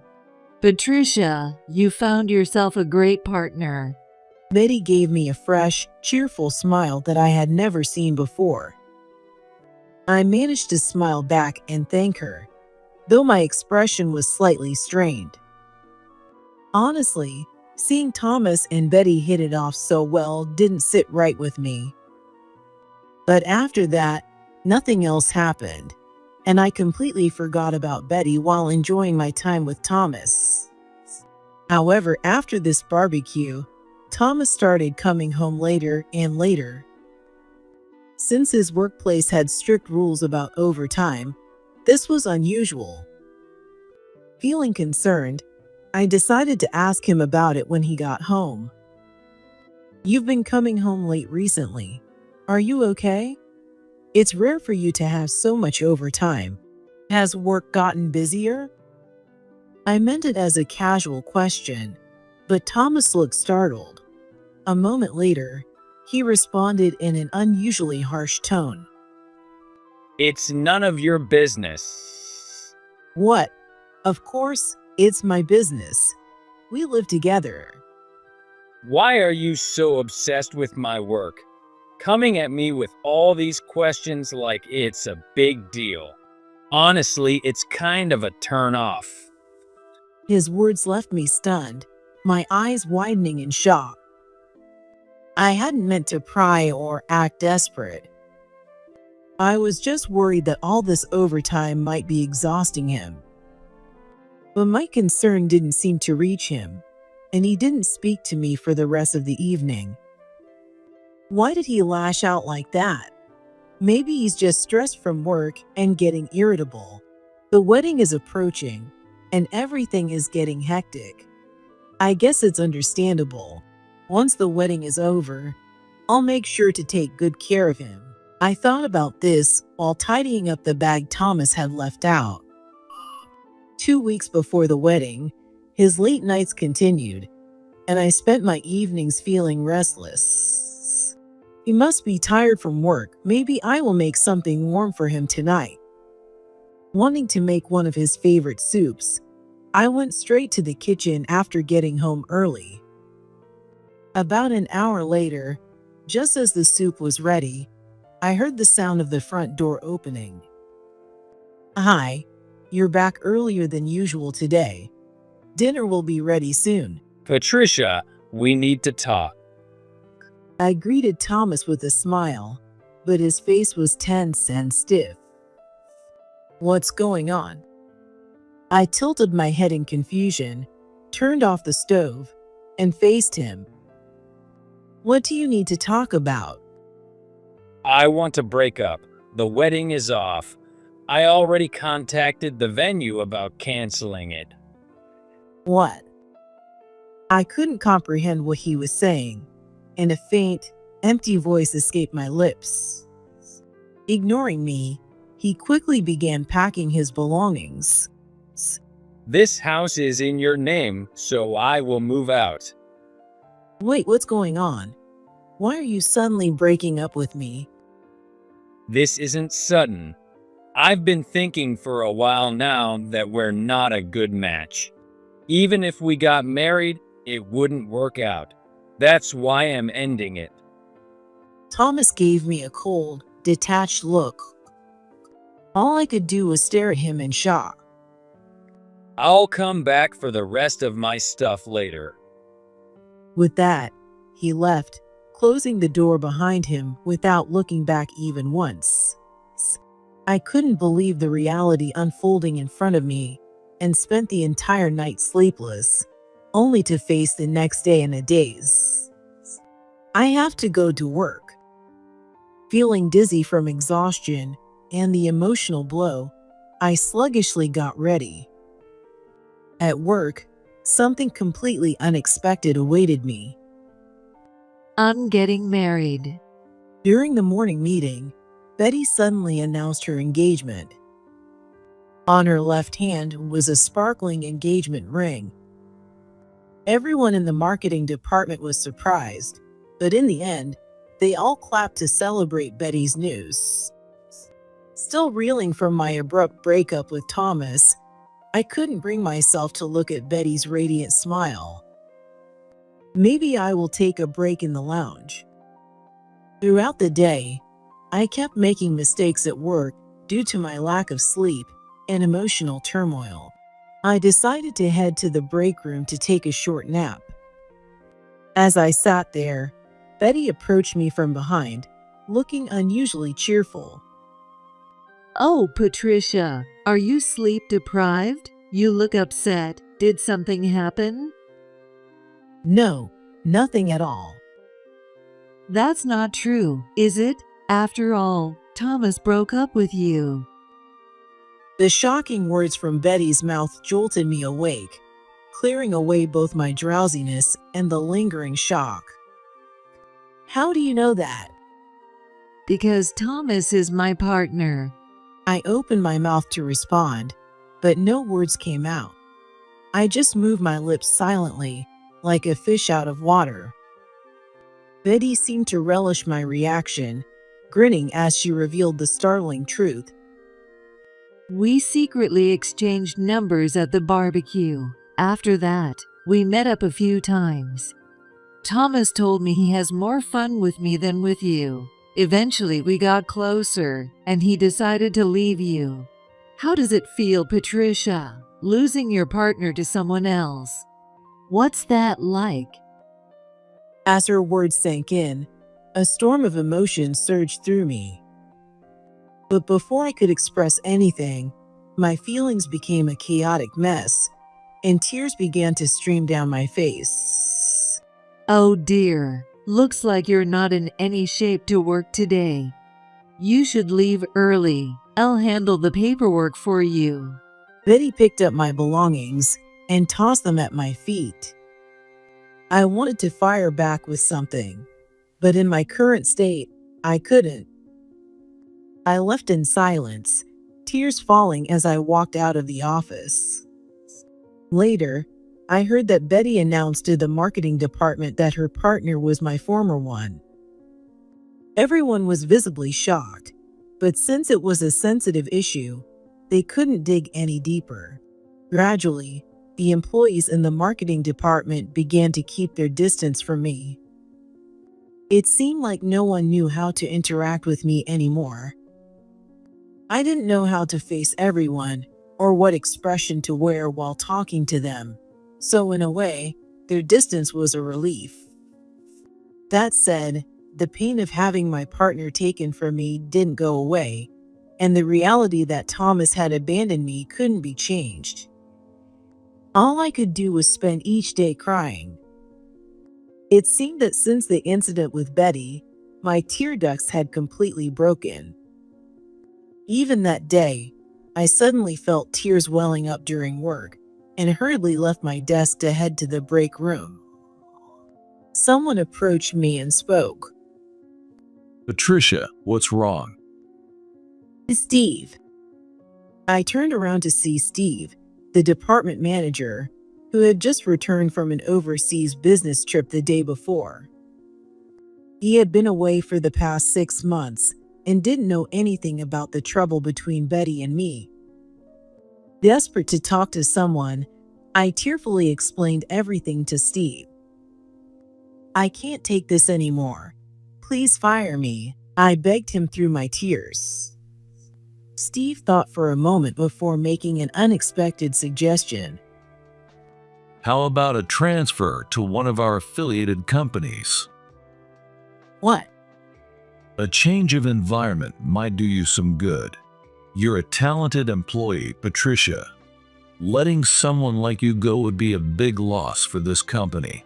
Besides, I don't want to part ways with you like this. Steve gave me a kind smile and spoke gentle words to comfort me. His kindness touched my heart deeply, and I couldn't help but shed even more tears. Thank you. I really want to leave this place as soon as possible. Please, Steve, make it happen. All right, I understand. Let's start the process right away. True to his word, Steve began the transfer process that very day. Thanks to him, I was able to leave the marketing department within a month. I thanked him repeatedly. Thank you so much, Steve. I'll definitely repay this kindness one day. I'll be counting on you. Steve sent me off with a smile, and I returned it with one of my own. That's how I left the company I had worked at for many years.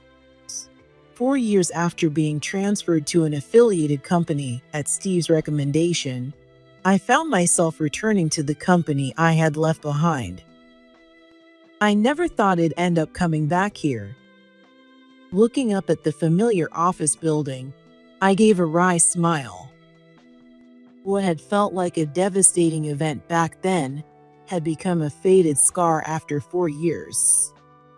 I could now stand here with a sense of calm, no longer overwhelmed by confusion and tears like I had been.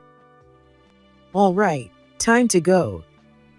Steadying my slightly nervous heart, I stepped into the main office building. As I scanned the entrance, searching for the person I needed to meet, I suddenly heard a familiar but unwelcome voice. Oh, what's the loser doing here? Hello, Betty. It's been a while. I turned around to see Betty smirking at me. She had looked youthful 4 years ago, but now she seemed a bit older. Well, it's only natural for people to change after 4 years. I'm here for work today. Work? You, the one who ran away so pathetically 4 years ago. Oh, right, you got transferred to one of our affiliated companies, didn't you? Yes, that's correct. Though I thought to myself whose fault it was that I had to leave, I replied with a smile. I figured that snapping back would only cause unnecessary trouble. If Betty hadn't changed from how she was 4 years ago, she wouldn't hesitate to cause a scene without caring about who was watching. Ignoring my effort to keep things calm, Betty threw out a provocative remark. Why did you get transferred to an affiliated company again? Oh, that's right. Because Thomas and I got married, isn't it? You felt so uncomfortable that you ran away from here. Betty deliberately stated the obvious, as if to rub it in. It seemed her personality had gotten even worse over the past 4 years. I sighed quietly and began thinking about how to get out of this situation.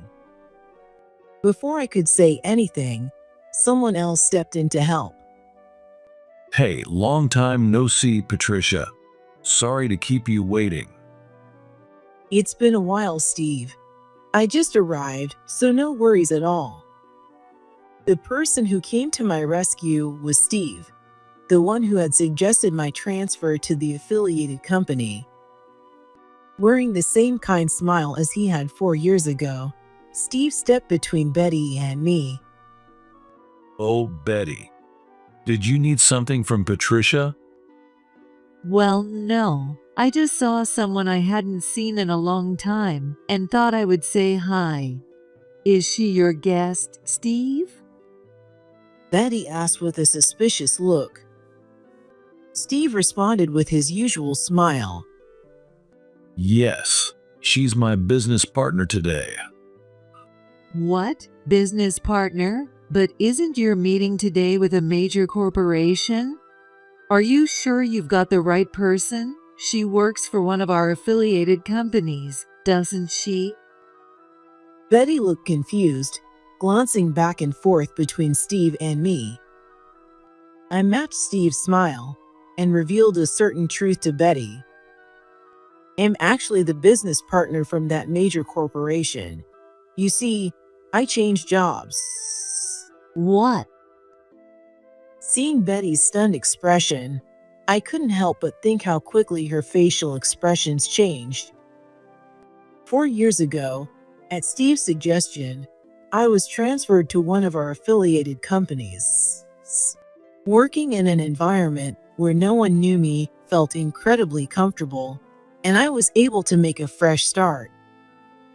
Free from worrying about how others perceive me, I focused on my work and began achieving great results. Perhaps the time I gained from no longer planning a wedding also helped me dedicate myself to work. About 9 months after being transferred, I successfully handled a major project with a prominent corporation. Patricia, thank you so much for your excellent work on this. I have something I would like to discuss with you. Let me get straight to the point. Would you consider joining our company? What? My boss has heard about your work and is very interested in bringing you on board. How about meeting with them to talk it over? The proposal surprised me, but I was even more delighted to have my skills recognized. To be honest, I wanted to say yes on the spot, but I felt it was important to inform Steve, who had made my transfer possible. Though I worried he might object, I called Steve and explained the situation. Wow, that's amazing. Congratulations, Patricia. When are you planning to make the move? Steve immediately congratulated me upon hearing the news. Smiling, I thanked him for his support. 2 months later, I transferred to the major corporation. Even after switching jobs, I stayed in touch with Steve. Eventually, a project came up where I needed to collaborate with my former company, so I reached out to Steve for assistance. Thanks to you, Patricia, I've landed a fantastic opportunity to work with a major corporation. I might even have a shot at a good performance review next quarter. Maybe it's your chance for a promotion. If that happens, I'll be sure to celebrate with you. Steve joked, and I laughed along with him. The only person not smiling was Betty. She probably never imagined that the person she had pushed out of the company 4 years ago would return representing a more prestigious company. To be fair, I hadn't imagined this outcome either back then. Is that so? That's impressive, Patricia. I never would have thought you'd end up at such a big company. Betty said, forcing a strained smile as her mouth twitched. I suddenly recalled how Betty had a habit of trying to assert dominance over others. The fact that I had surpassed her was likely a reality she didn't want to acknowledge. But all you have now is your career, right? I married Thomas and built a happy home. How old are you again? If you keep focusing only on work, you're going to miss your chance to settle down. Betty's words reeked of desperation, but I responded cheerfully. Oh, I actually got married 2 years ago, so no need to worry about me. What? And I had a baby last year. A beautiful baby boy who looks just like his dad. Here, let me show you a picture. I pulled out my phone and showed her the family photo I use as my wallpaper. In the picture, my husband, son, and I were all smiling. Seeing it, Betty's eyes widened as far as they could go. After transferring to a major corporation, I was assigned to the same marketing department as my previous job. That's where I met my husband, who was the department manager. We unexpectedly hit it off and started meeting outside of work, eventually beginning a relationship. Our relationship progressed smoothly, and within these 2 years, we celebrated 2 major milestones: marriage and the birth of our child. So this is the son I've heard about. He's adorable. And you're right. He looks just like your husband. Thank you, Steve. And thank you for the baby gift you sent. The toy you picked has become his favorite. I'm glad to hear that. Actually, my wife chose it.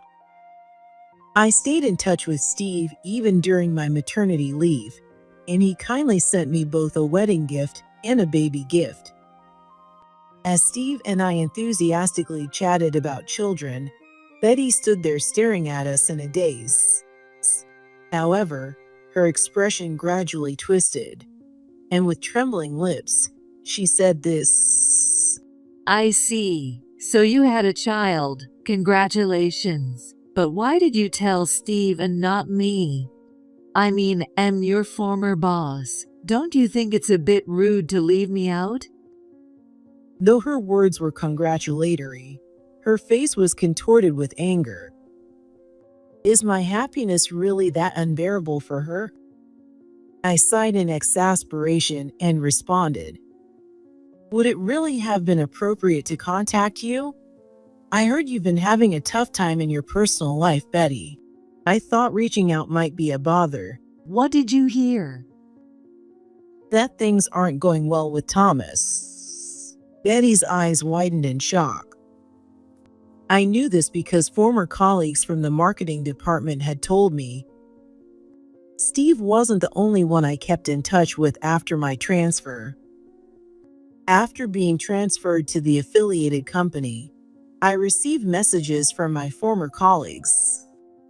They apologized for not being able to stand up for me, and since then, we've kept in regular contact.